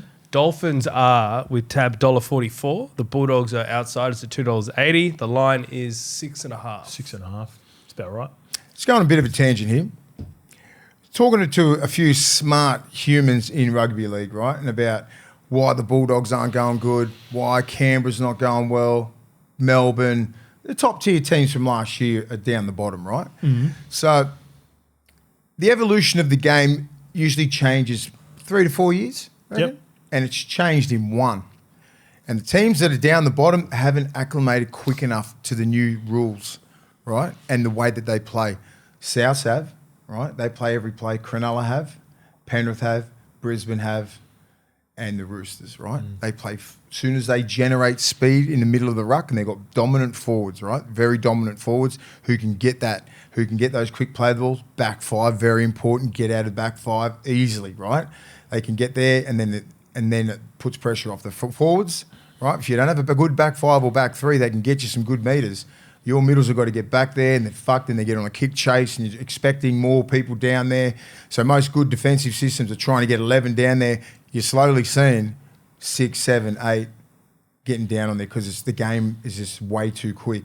But if you're not generating speed in the ruck and you're getting dominated, your other middles are getting dominated, you can't generate any speed, and then your backs are out of the game, right? So that's where we haven't been dominating the ruck in the middle. Therefore, the 9 can't get out, and then Galvin, Burton, and that are getting the ball when there's so much inside pressure, and they're ready, and they're under so much pressure, and they're getting fucking smashed. There's no real any other option but hitting fucking Preston short. You know, there's Connor Watson out the back. You know, like we don't see that because they're looking at Galvin. They know he's not going out the back. The center's jamming in on Preston and everything like that. So there's got to be a play where Connor Tracy's out the back, boom, boom to Critter, try. So like most teams who are struggling down the bottom, they're not doing that. They're always on the back foot. They can't generate anything in the middle. The 9s aren't getting out properly. You know, like, so if you can dominate the middle and get and with your outside backs, it doesn't matter. It doesn't matter. It's not it could be your winger or a fucking halfback taking it down there. You know, like just finding that quick play the ball and then having 3 or 4 fucking shots at them. That's what the good teams do. And then add pressure and then kick it to you and bash the shit out of you. That's what the good teams are doing. And once and if you don't change it up, you'll find yourself getting down, down, down. And I'm not just pointing at the Bulldogs. I'm pointing fucking everyone. I got one. I can add to that for this game. Both these two teams, and I've noticed it over the last couple of weeks as well, it used to be it was a copycat league, and due to the Penrith dominance. Penrith dominance and Isaiah Yeo doing it really well at a high level. The middle player who links up through and has a front row outside him and they shift it out the back, it's gone. That's not a weapon anymore. And the beauty of Penrith and the way that they've been able to combat it is, if you look at the stats of Isaiah Yeo, I would argue this year, and this is just an eye test, he's been running a lot more than he's been throwing it out the back on that shape. And I feel like the trap for both the Dolphins and the Bulldogs, and this is why they're currently where they are, is Salmon's been that guy for the Bulldogs, and it's been premeditated shifting out the back. Morgan Knowles has been doing it for the Dolphins, and teams have adjusted to it now. So you've got to have the ability for that guy who's at the front to either play short, create that quick ruck, or tuck it under and just take your medicine. You might present that shape where you've got the two forwards going through, but it's got to have a run-first mentality, and that's what Yoey's been doing well. The Cowboys don't do it at all. They don't have a middle player that can shift through the middle. So what they do is they always have halves sitting at first receiver with middles outside them, and they present the shape, but they're just running. It'll just be a dummy bang, get to the black, right? And then you split the whole thing. Behind the ruck. But they split it. They get the back. They get to the black. They're not getting it to a hash line, a dash line where you're getting a 6-4 split with or a 7-4 split, whatever it is, with the fullback in there, because the middles are moving too quick. They're putting so much pressure on the sevens. They have to pass. So then you're splitting you're getting to the black mainly. They score tries everywhere in North Queensland. So mostly the good teams are doing that. You watch Cleary when he gets to the black, you're not touching him from if you're an A and B. Yeah, but I'll give you an example. Yeah, I agree. Yeah, most of the, I take your point before we get into the black. But if you look at say the example, Penrith do it the best from that dash line. Only some teams can do it because they. I'll just give you this example. So they played the Newcastle Knights a couple of weeks ago, and they had some joy. They set up. They've got a shift from the right channel, but because Paul Alamotti had made a break, they were setting up with shape that was coming back through the middle. Even if it's coming all the way from the sideline or a tram, if Nath looks up and he sees that they're unable to retreat, which a lot of teams aren't able to retreat and get up and put pressure again, he just ended up running and scoring a try. So, that's not premeditated, is it? It's as in the premeditated part is the teams that are doing well are shifting their middles away from the ruck, and it's the ball players that are getting their hands on the ball. So if it's a slow play the ball, they're still able to dish, set up a play like they'd normally do it. But if it presents itself, then they take the space. And all the middles is doing is hanging on the inside of a Cleary just to hold the markers up. And, that's all you're doing. That's all you're doing, right? And then so the good teams have acclimated to the game and gone, okay, quick play the ball. The middles are fucked. Attack the middle. Attack the middle. First. Attack the middle. It's not scoring on the side. We'll get the tries later. Attack the middle. Attack the middle early. Get to the kick. Put pressure on. Pressure. Complete. Where the Bulldogs have been struggling at that because we seem to be stuck in last year's attack. Right, where we get to a point and then it's like premeditated shift to Salmon, and it's like fuck, they're just coming up and just going, he's going to pass because he doesn't run. Fucking inside pressure, crack, or he passes the ball to a bloke that's not even in a better position, and there's no one out the back. So like people, so if I'm going against the Bulldogs' attack defensively, I'm not fucking worried. I'm putting inside pressure massively on Galvin, and then when they split it, you know there's pretty much going to go to Burton and there's going to go to Preston, and that's it. We've got to have plan B and then plan C for us to be competing with the big dogs. Both teams do, yeah. Both teams do. And until you do that, and sometimes you've got to make changes. Yeah. You've got to make changes as you've got to make changes. Some players aren't doing the job. They're not playing to the level where we want you to play at. And I'm not talking about the Bulldogs specifically, but you're talking about all these lower teams. You're like, no, you can't have him at lock. You can't have him at 5'8" or centre or something like that because he's not doing his job. He's not playing to where the level of play is right now. Look, the yardstick is Penrith still. Yeah. It could be a personnel thing. It could just be the mentality or what the attacking coaches are asking you or what sort of shape they're promoting. Because, like I said, I keep going back to it. Isaiah Yeo. They changed the game. Cam Murray's another great example. If the spaces are there, Aaron Clark, they can promote the ball and go out the back. Aaron Clark's got really good at it. You know, the reason he's hitting Jackson forward, like we spoke for before, is because that's where the space is. So you can set up in the shape, but also have the mindset to play short or run first. So when we get, we break it down, and Cherry's got the ball. I'll just on the numbers line, right? Yep. And it's tip to Salmon, right?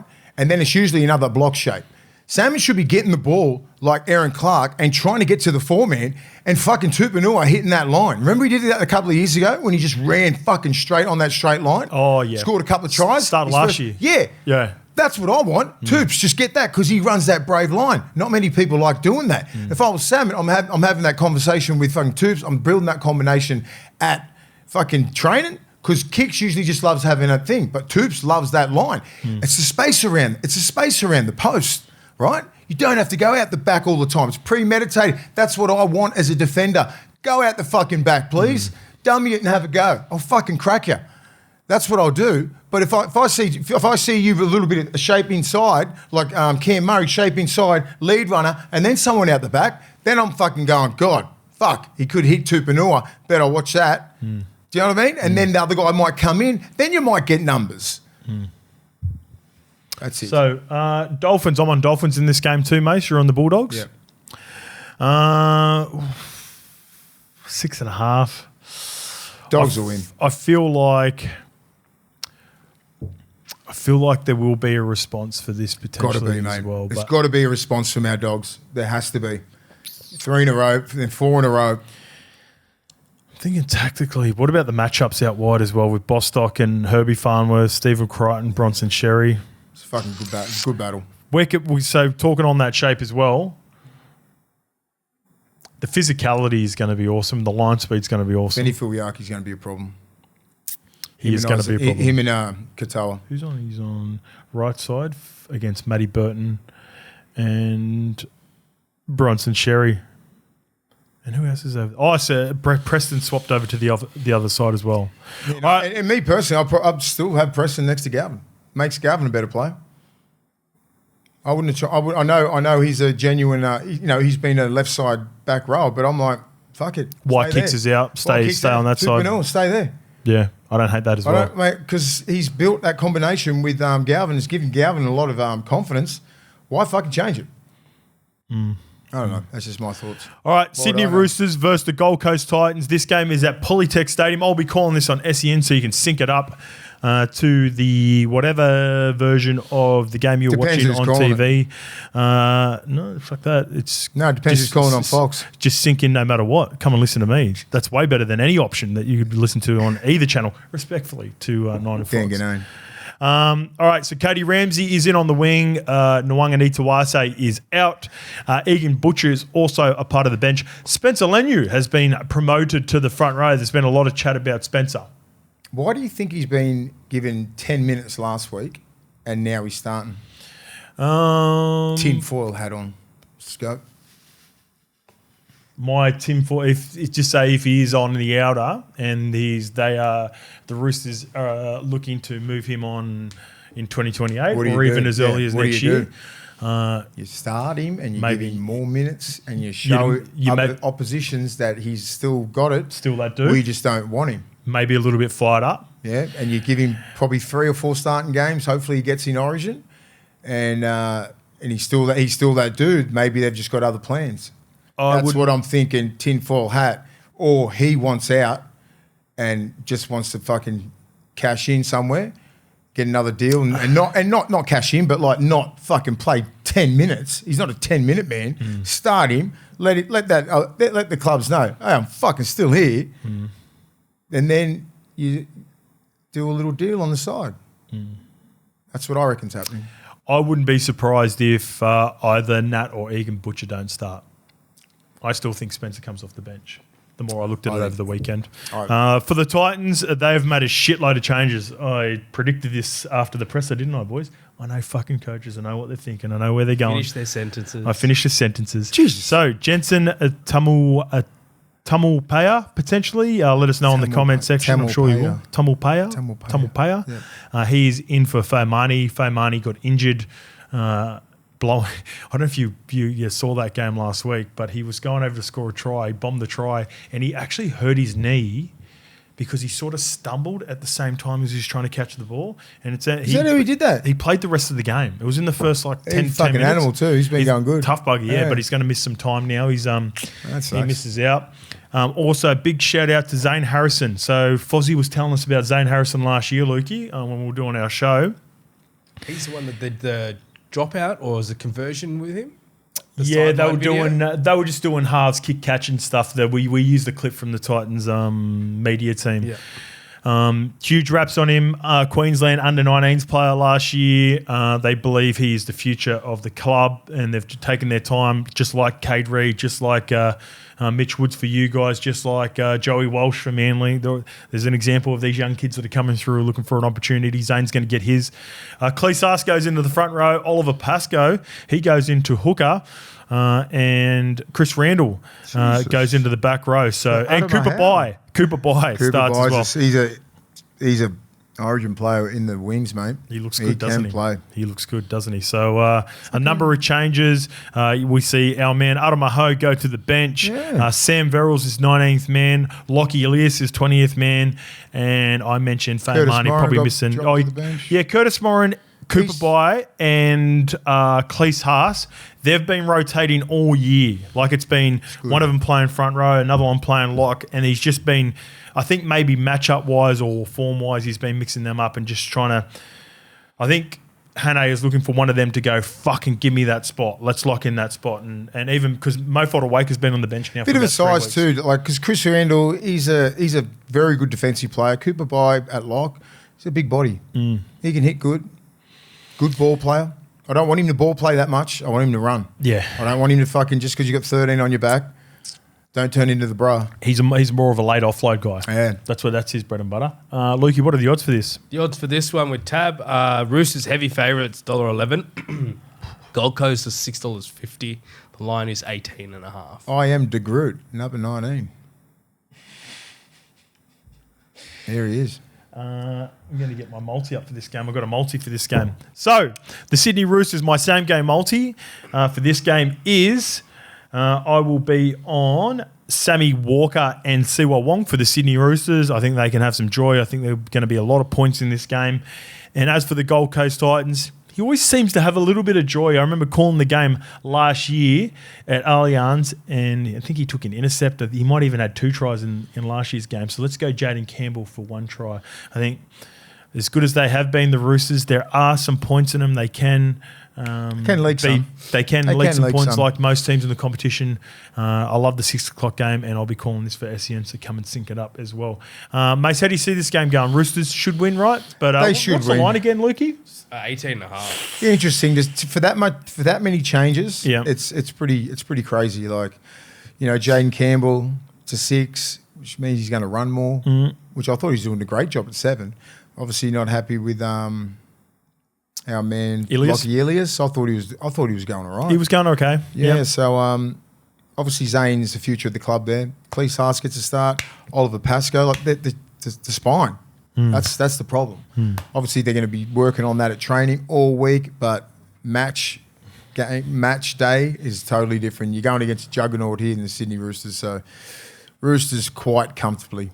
Good game at the start, just run away with the class at the end. Yeah, I'm thinking the same. The Roosters have been pretty good. That was I needed that tick last week from the Roosters. You're going at Zane Harrison, big time. Yeah, he's a smaller guy too. He's a smaller body, like a lot of these halves that are entering the league. He should be on, and he will be on the left side, and that's where the Roosters went when Cade Reid was on the opposition for them a couple of weeks ago against the Dragons. So they'll send plenty of traffic his way. Yeah. That's why I had Siwa Wong, who was on the right side. That's why I picked him as part of my same game multi.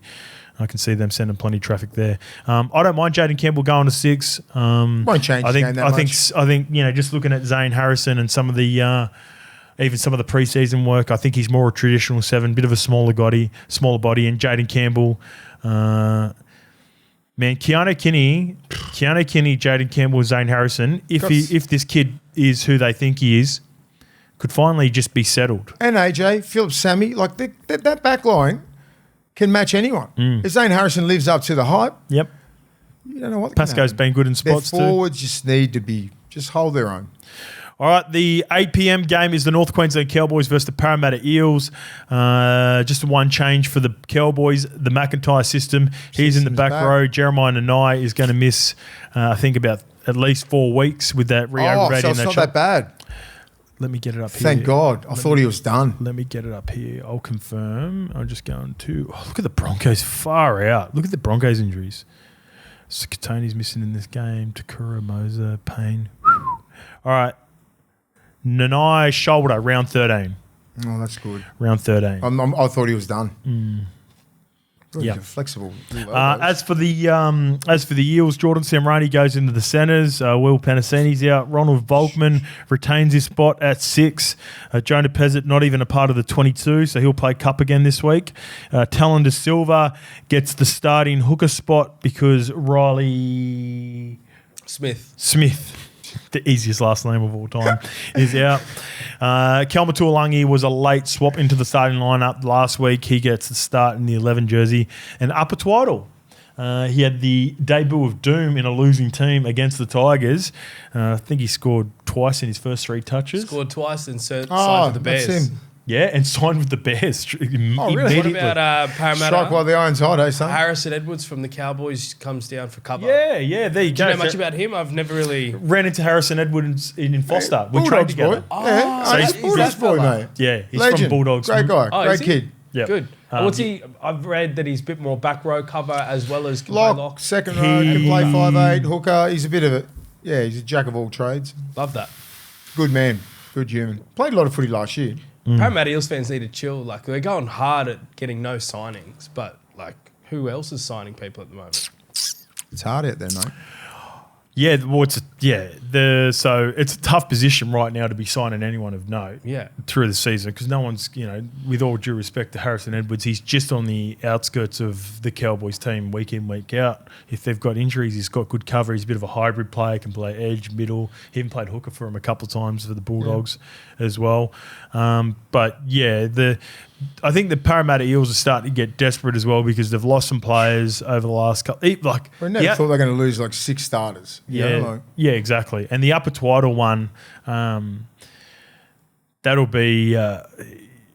He looked good. It's a super small sample size, but that would have been.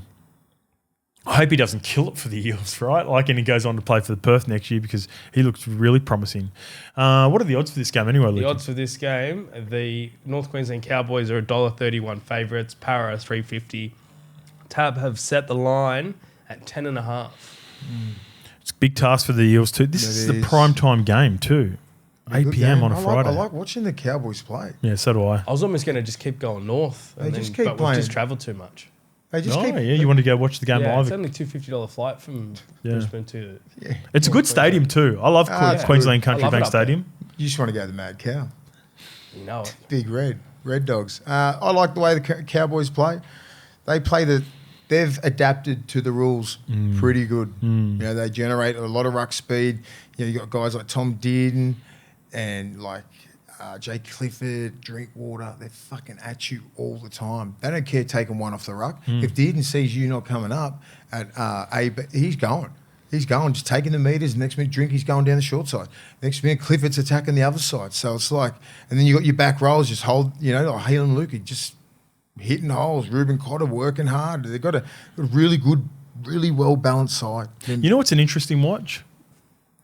We've been talking a lot about the fullbacks, but the halves for Origin, like Mitch, you'd assume Mitch is going to get the 6 with Nathan because they won game 1 whilst he played and they lost both games when he didn't play last year. But his form with Para, because of the form that Para have been in, hasn't been crash hot of late. Jerome's missed some time. Ethan Strange isn't necessarily setting the world on fire. I'd assumed Isaiah Katoa would have been putting pressure on. He's not this year. It's a weird little space for the halves for Penrith right now. You just got to go with for New South Wales. You just got to go. Sorry for New South Wales. You just got to go with experience. And Moses is playing. He's playing in a fucking side that's got. There's hardly any talent. He's the most talented player in that team, right? Yeah, they're depleted. They are depleted. And then you put him in Origin, that's what he needs, to play with the best players. And he'll come back there, be a better player. Hopefully they get some players back and then they can make a bit of a late run. But you go with Moses and Cleary. You don't even think about the others Agreed. because they're not even. I mean, Ethan Strange, you might think about him at 18 or 19, but he needs to string about a good fucking next 3-4 weeks together. He's got 2. Remember thinking about the stocks of how well the Eels finished last year.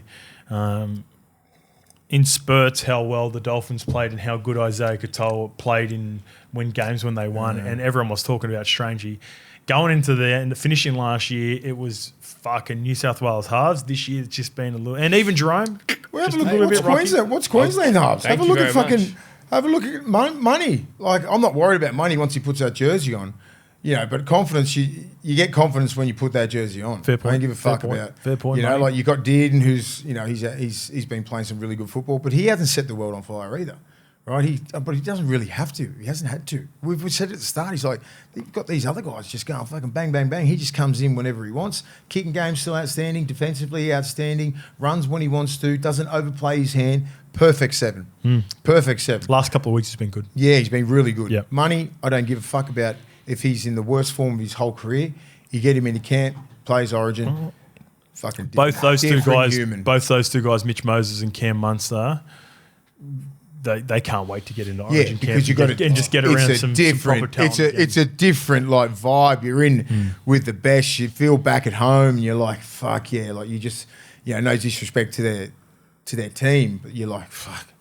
Let's go. They need to start surrounding Mitch with some talent, though, for sure, at Parramatta. Because surely we've got cap space. They're trying to, they do. It's trying to. So who do we got? Jaden Sewer? Jaden Sewer coming next year. Jaden Sewer. He And needs that's some. Not much out there. Everyone says get some talent. Get some talent. It's like Need Isaiah What do Yongi you back. got? He makes a huge difference. Yep. And I think Spencer's getting looked at. Spencer would be another good one. Yeah. And this Lorenzo kid, Talentino. give him a They crack. need Give him a if he crack. the way that you would have viewed the Broncos a couple of years ago, before the emergence of guys like Ezra Mam and then Reece Walsh, like it doesn't take much. Like they had Payne, they had Paddy, they had Katoni, they had nice pieces, and then all of a sudden you just get a couple of guys. One promoted from within, Walshy returns from the Warriors. Mate, similar. I've been through that sort of stuff in 02. Great, 03, yeah, we'll just see. And then the emergence of like Sonny Bill, Willie Tongareni Matua, Roy Asatasi, that put us over the line. We wouldn't have won the comp without those guys, right? We had a sort of older team, and then the guys like Jamie Feeney, Dennis Scott, and Pricey and all that. They got they were away, and then those young kids. That's what we needed. Breath of fresh air, fucking absolute animals. We wouldn't have won the comp without those guys. All right, let's get to Saturday. We've got the Dragons versus the Knights, and I do have a multi for this one, Lukey, because I think there are going to be some tries. I love afternoon games right now with the way the game is being played, so I'll be targeting the early games as much as possible. Tracker is back. My man Gutho goes straight back to fullback, and another big in. Dylan Egan will play his first game. I am so excited to see young Dylan Egan. He did his ACL around Magic round time last year. He is a gun. He is part of that. It's going to be beautiful weather. Sorry, beautiful weather too on the weekend. We've got the Couchman brothers. We've got Hamish Stewart, Cade Reed. Dragons fans, it's been a tough season. We're starting to see these younger players, Loco Pacific Tonga, Jacob Halangahu. And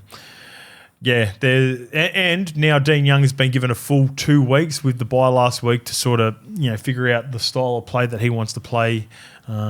As for the Knights, they are 1-19. They were excellent against the South Sydney Rabbitohs offensively. Defensively, they're probably not going to have the same issues against the Dragons, but I want to throw this out there. Sneaky, dangerous game for the Knights. Yeah, massive. Win stadium as well. They have a points fest against the Rabbitohs last week at home. The adrenaline of that. They get a huge win. Everyone expects them to beat the Dragons. They've had 2 weeks break. Dean Young is a new coach. They showed some fight at the start of that Roosters game. So I think the odds are going to reflect a big Knights win, but I think it's going to be closer. What are the odds for it, Lucky? The odds for this one are 14 St. points. George, 14? 14 start.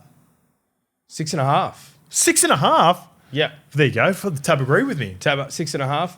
$1.36 Newcastle favourites, $3.20 for St George. Okay, I thought it would have been way more dramatic. Yeah, I don't even think. I'm with the tab on this one. I think it's going to be closer than what people Yeah, I think. think- Sorry, 9.5. I've read it wrong. 9.5. Or was it 6 upside down? Was Yeah, it? I've Yeah. typed 6 upside down. Dyslexic. That's what literally dyslexia does here. Knights, if they play the same attack, they play the same attack as last week, they're one of the most dangerous teams in the comp. Fix your defence up. Dragons don't throw anything at you in attack. Knights easy. Knights, I know it's going to be a tough game. They play physical. They've got the new halves in there, the new combination. Cade Reed's going to get a lot of attention there. Whether it be Dylan Lucas, McEwen's on the Croker's side. been playing. I think Croker's been slyly a fucking gun in there. Career Trey best Mooney, year. yep. And then that back line just speaks for itself. Like it's dangerous, mate. They got strike all over the joint, and their defensive systems in at the Dragons at the moment still is not clicking. They're probably trying to change a few little things with Dean Young, but the Knights are going to put it on them. Oh, yeah, I think it's going to be a really competitive game. I've got a same game multi for this one though, Mace. And shout out to actually before I get to my same game multi, I didn't realise this. I was watching Timmy Williams of Supercoach Playbook last night. I thought Dylan Lucas missed games with his re-aggravated his hamstring. He actually had a throat injury. That's why he looked so fucking good last week. So he's going to be a part of my multi, Dylan Lucas. I'm glad that was the case because when he returned, I was like, oh, he's just kept on re-aggravating soft tissue injuries. But watching the boys last night, It's probably a blessing for him. it would be. Yeah, so he's been a guy that's been Soft tissue injuries. as well. Nagging him for a couple of years. All right, so my same game multi, I am going to go for the Newcastle Knights on the left-hand side, Dylan Lucas, in and around Fletcher Sharp. Love anything around him. Bradman Best, that left edge was on fire on the weekend. On the right side, I'm going over to our man who's doing the jersey swaps, Dane Gagai. Who'd you get on the weekend? AJ. Oh, you got AJ. Chat was correct. Nice, beautiful. Chat was correct. Shout out to Chat who got it right for us for the Levels Network's comment section. And the guy who I think he's going to be swapping jerseys with, he's going head-to-head with, and I think he's due for a big game. I'm going Val Holmes of the St George Illawarra Dragons. I reckon he's got Trell's jersey for his time at South. Gags. I reckon he's already got Latrell's jersey. Oh, gotcha. Yeah. I reckon. Oh, yeah, maybe. It'd be special getting the jersey of AJ because of his Yeah, and then that would have now, been, because I reckon he's got a Latrell jersey. You could easily ask for it. He'd have a Troll Origin jersey. Yeah, something like that. So he's going AJ. Yeah, he would do. Yeah, he would do. 100%. That's a good shout. So there's my same game multi. Dylan Lucas anytime, Dane Gagai anytime, and Valentine Holmes, who I think Gags will be jersey swapping with Queensland teammates for a long time. Anyone else that stand out in that lineup that you think you could be doing the swap with? Gutho, potentially? No. That was like, I mean, I know he's out of form, but he's fucking top tier when he's on for every single level.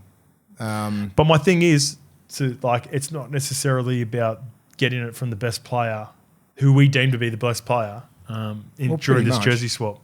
Like Nathan picking Yowie over Nath. A lot of people would have assumed it was going to be Nath. We all thought it was going to be either Latrell, Cody Walker, or even my prediction was I'm going to Jack fucking White. ring him. Who are you getting? Let's do it then. Don't ring him, but you pick one. Just keep guessing every week. I love the game. No, I'll guess heaps. Who are you getting? Fucking message him every week. Oh, no way. I like the Knights, man. I like the way Trey Mooney's playing. I like the little combination, him and Saifidi. Croker. I was just like, Croker's doing, he's hit him with Trey Mooney, like he's slightly scoring fucking tries. And Jacob Saifidi, I reckon they're going to get a lot of joy around the post. And it'll be coming off Crossland. He's been playing well. That's a dangerous team, man. I'm going to go Damien Cook, former South team. Oh, good shout. Good shout. So are you on Val with me? Yep. All right, let's go South Sydney Rabbitohs versus CRONULLA Sharks. This is at a core stadium. Dry Gray returns. So our man Matt Duffy goes back to the bench. Campbell Graham goes to centres for Jack Whiten. Edward Cossey comes onto the wing for Campbell Graham. Ashton Ward is starting, and Jamie Humphries. The little fella? Yeah. Jamie Humphries has been moved to the bench. Shit. Bronson Garlick at 9. Ewan Aiken in the back row. Therefore, Keon Kalomwantangi goes to the front row. Tavita Totola to the bench. So a number of changes for Wayne. He wasn't fucked around. Yeah, he wasn't happy with the Mate, performance. he's all about defence. Remember, we were talking about it on the bunker, which we'll see in the next early next week. We had an episode of the fan bunker again. We were talking about South's mindset around just scoring as much as the opposition. Obviously, Wayne wasn't happy with that defensively. He's made some changes. Some are forced. This is a message. Some are forced. But Jamie Humphries and Totola, that's a bit of a wake up call to everyone there. Yeah, at the club. because Totola's been pretty good in attack, but what Wayne's seen, I know his whole thing is based on defence. He does not give a fuck. So if you give up that many points and still score 38 and lose, what are you doing? As for the Sharks, they had a big score line last week. Fitzy has kept the same 1-19 from last week, so they were really good against the Tigers. Depleted Tigers, but still a huge win. And the odds are going to be a coin flip for this one. You're not wrong. $1.77 for South, $2.05 for Cronulla. Tab have set the line at 1.5. Adam Elliott, 19th man. Yep. I didn't know he's still playing. Yeah, he was a late pickup for them. Yeah. So he didn't have I don't think he had a club all the way up until Christmas time. Okay. I believe so. It's round about that. He can add some value there. Yeah. Off the bench, he's probably played a couple of weeks in reserve grade, get his speed up. But he's got some dog in him. Yep. He goes hard. Definitely. I reckon he could really fit on that bench somewhere, like in the 17, definitely. I like the Sharks, man. What I saw last week, little Ashton Ward, Bronson Garlic. There's a lot of spots in that team still. I know they got strike power everywhere, but that's just like on that left side, right? They lose Jackie Boy. It's a big loss. That is big out. It's a big loss, especially going up against like who you going Talakai or Kale Iro even. Iro? Campbell Graham will do a good job though. Yeah. It's the wing spot. So when Jack or Campbell have missed some time this year, I think it was Jack's played every game, but Campbell missed a couple of games, and the wingers that come in, Graham Toffa and Ed Cossey, they haven't done well. So big. Ed Cossey's that's a big thing, mate. It's a big deal, right? When you have that so much strike, which the Sharks team does, and you got great defenders like Latrell. He can only do so much. If your winger comes in on nothing and stands in no man's land, you're going to get fucked, right? And they've got the skill set of the Trindle and Hines, and you got Talakai's there, and Will Kennedy's playing lights out. Fanul, they've got a team there, and I don't think they'll be. They're not worried about this South team at all. So I'm with Sharks. Okay, I'm on South. I'm on South for this game. I think I am scared, with no confidence, with zero confidence. I think the Sharks are a really dangerous outfit. And then I said this last week. Once they get one, they can turn it into two, turn it into three, get a bit streaky, get a bit confidence, and can go on a roll. And I wouldn't be surprised if they don't. Blake Brayley will be a problem for him. The Dolph has been outstanding for him. Laurie said that he's going to take two hookers, so I think Blake Brayley is going to be on the six-man bench, if not starting, and Robson. They're going to pick both. Sucks for Kenny.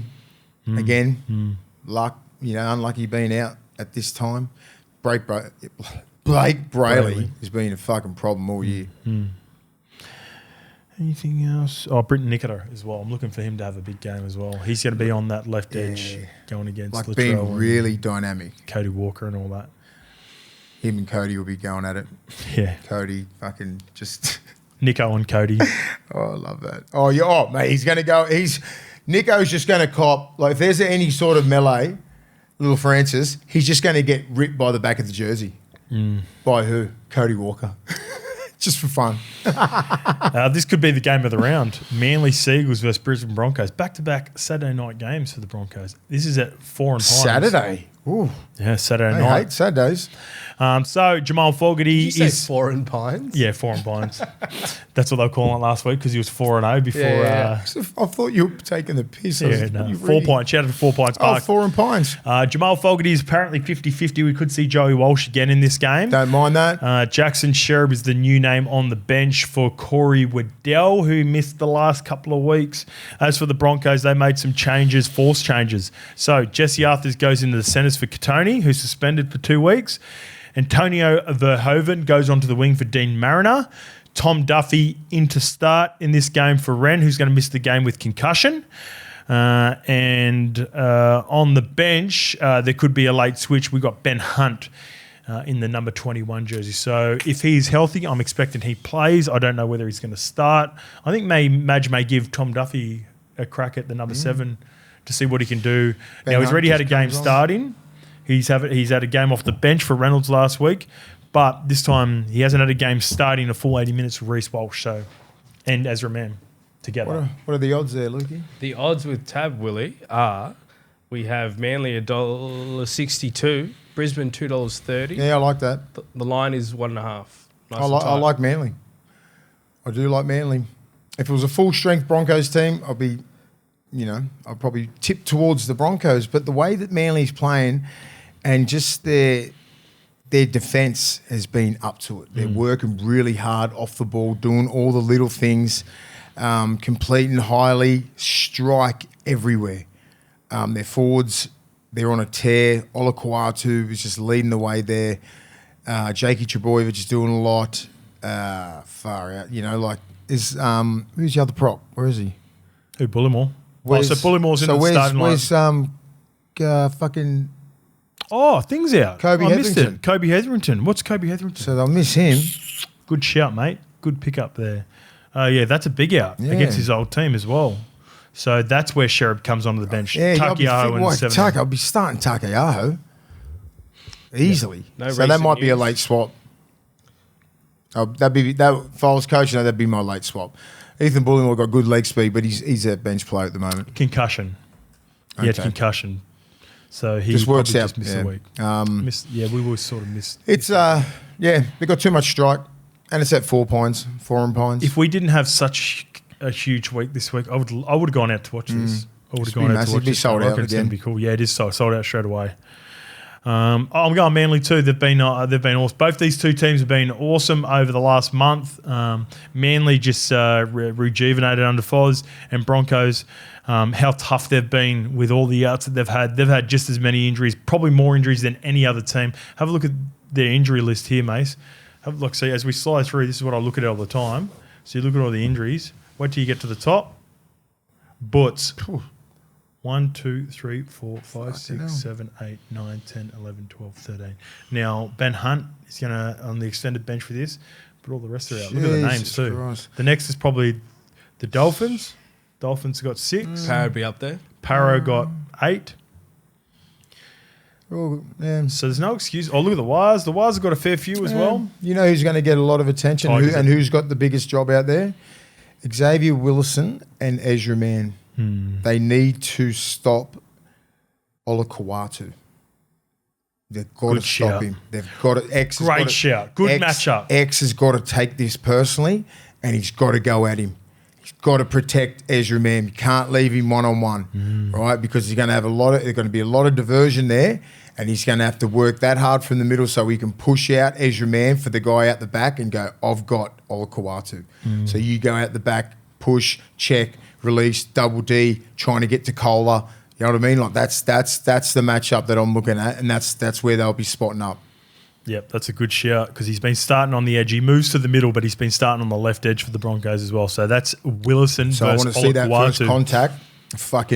It doesn't have to be. I wouldn't be going up top. I'll be just hitting around here, left tackle, drive it in, and just I'm here, son. All right, let's get to the Melbourne Storm on Sunday versus the West Tigers. This game is at Amy Park. This is a must-win for the Melbourne Storm. Jerome Hughes is back. Tyron Wishart is out with the ankle injury, so he just misses a week. As for the Tigers, a few changes. So Heath Mason goes into fullback. Sania Turuva moves from fullback to the wing. Patrick Herbert comes in, so we don't have our man Stafford Toa. Jock Madden goes to 7 for Dewey, who injured his arm, hyperextending his shoulder there a little bit, trying to score that try against the Sharks. Sione Fainu goes to the back row. Kai Pearce-Paul is back, but Sam Weller is now missing, so they've also been hit pretty hard with injuries as well, the Tigers. What are the odds for this game, Lukey? $1.50 favourites Melbourne. West Tigers $2.60 with Tab. The line is 6.5. Simply go on the Storm. I just think they've got to break this. 7 in a row would be just fucking awful, right? They've still got the team there. I'm looking at the team. It just doesn't. It blows my mind that they've lost 6. And the only reason why I'm going there is because the Tigers have got injuries in key position. You chuck Buller and you chuck that team that was 4 weeks ago, I'm going the Tigers. I'm with you. I'm going the Tigers, but like the Storm, this is a lot. There's been a lot going on with the coach, and I think this one will be for Belly. This is a desperation Big time. win, and this is a desperation multi. This is the first multi I've had this year where all 3 of my anytime try scorers are from the same team. I'm going the big dogs to step up. Yeah, good. Cameron Munster, Jerome Hughes, and Harry Grant Got to score, all of them to score against the West Tigers and get a big win at home, get their season back on track mate. against a team that's been really good this year in the West Tigers, but they are decimated with injuries and they had a big score put on them against the Sharks last week. So they could be feeling the effects of just a little bit down looking and out. forward for a big clash with Big Stefano and Terrell May. I want to see that. I want to see Terrell May go at it. It's an Origin matchup. Yeah, that's what I'm saying. I'm not ruling Terrell May out of that Origin equation. I know he didn't get named in this 150-man squad, but he still fucking deserves it. But I'm looking at Stefano and I'm like, if I'm Stefano, I want to say, look, I deserve the spot. I'm an Origin player, incumbent. Come with me. And Terrell's got to go, I'm going at you all day, son. Steph's been decent this year. Yeah, he's been decent, but when you're losing, it fucking sucks. Exactly. Yeah. And people start looking past you. Like, who's winning? Who's in a winning culture? It's a good shout around the front row matchup because these 2 guys will be taking it sleep on personal the volley as well. for different reasons. For Steph wants to prove it against the Tigers. He left the Tigers. The Tigers players will internally love to get one over Stefano whilst the Melbourne Storm playing the way they are. And Terrell will be looking at it. I hope Terrell is taking it personally and going up against Stefano going, you know what? I was the form front row of last year. You took my spot. Yeah. We just lost levels in the background. I can tell about...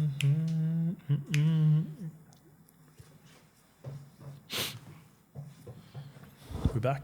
Should be. Still keep going. There we go. All right, so we're both on the Storm to get some revenge and get a much-needed win. Get it for Belly. Let's get a win for Belly. They got it. I'm just looking for that team. That's not a team that's decimated with injuries. That's just a team that is down on form. Get back to where you are, Storm. Yeah. Come on. All right, the Canberra Raiders versus the Penrith Panthers at GIA Stadium to finish off the round down in Canberra. This will be a good game as well, actually. So, Huddy Young returns from his 2-game suspension and he is needed. They've got a number of injuries in the back row. So, he will go straight back to the left edge back row. Simi Sangi will move from the left to the right where he played centres. So, they've got 2 dangerous weapons on the edges there. Jaden Brayley has been named at 13, but he started from the bench last week. I think it was Morgan Smithies who started from memory. Ethan Strange is named to return as well, so Dane Laurie goes back to the bench. Chevy Stewart makes way there. The Bras up front where you love him. As for the Penrith Panthers, Liam Henry returns on the bench. He's the only other change that has been missing through injury over the last couple of weeks. So Liam Henry goes to the bench and... I think this is going to be another close one with the tab, Lukey. Not quite. $3.40 to Canberra, $3.32 to Penrith, and the line is 10.5. Too much. I'm going Canberra. Too much. I like Canberra. Yep. I just think they're going to go on a bit of a run now. They're not scared of anyone. They're at GIO Stadium down in Canberra. Be a little bit cold. It's 4 o'clock game. It's dry. It'll be a fast game. It'll suit the Ethan Strange, the Timicos, the Sebastian Chris's, KO Weeks. Not underestimating that other team at all. I just think, it's pretty evenly matched. Yeah. Very evenly matched. In the forwards, Huddy Young coming back, Simi Sasangi in the back row, like, fuck, he's a problem. They want to get their lick back for the Miracle in Mudgee. Ooh, yeah. I got Penrith in a close one, though. I like the points. I like the 10.5 for Canberra. If I was having to play on this responsibly, that's where I'd be going on it. But I think the Penrith will just have just enough. But I agree with Mace. It's going to be fucking close, a good game. And I think Canberra's they're at that level now. That must wins. Every game now, you're putting it all in. So anyway, any other matchups that you like in there that excite you, Mace? Joey Taps and Moses. Can I ask? I held off this in the Bulldogs thing. Didn't want to go too tangenty, but you mentioned like Canberra is one of the teams at the bottom of the table. because they can't adjust because of the middles and They're stuff. they're slowly They're a adjusting. bit more slowly. ill-disciplined though. Yeah, than- they're disciplined fucking, and they've slowly starting to learn that, right? Because they're like, we fucking lost 3 or 4 games because of our ill discipline. It's not a fact that they haven't acclimated to the rules of the game. They can generate speed, and the way that they've got their backline set up, they can play footy, and they play footy through the middle. Tarps and Huddy Young, and they can all tip on. And Corey, the Bra, Mariota, Smithies, they've all got footy in them. Their discipline has been their problem, and giving the other team just free ball and just the amount of pressure. You can't just deflect teams like for fucking 4 or 5 sets. Most you're averaging probably about from 12 to 16. You can manage that, and then they're going to get a try. So it's going to be hard. I think the Raiders are starting to get their shit together, and they're going to be dangerous. We're getting closer to Origin. The matchups are intriguing across the board. I can't wait for it. Enjoy your round. We'll see you up at Dolphins versus Dogs tonight. Suncorp Stadium. See you there. Come and say, especially if you've got merch on and you're at the stadium, come and see us and come say hello. We'll take a picture with you. See you guys. Enjoy your footy. Chances are you're about to lose. For free and confidential support, call the number on the screen or visit the website.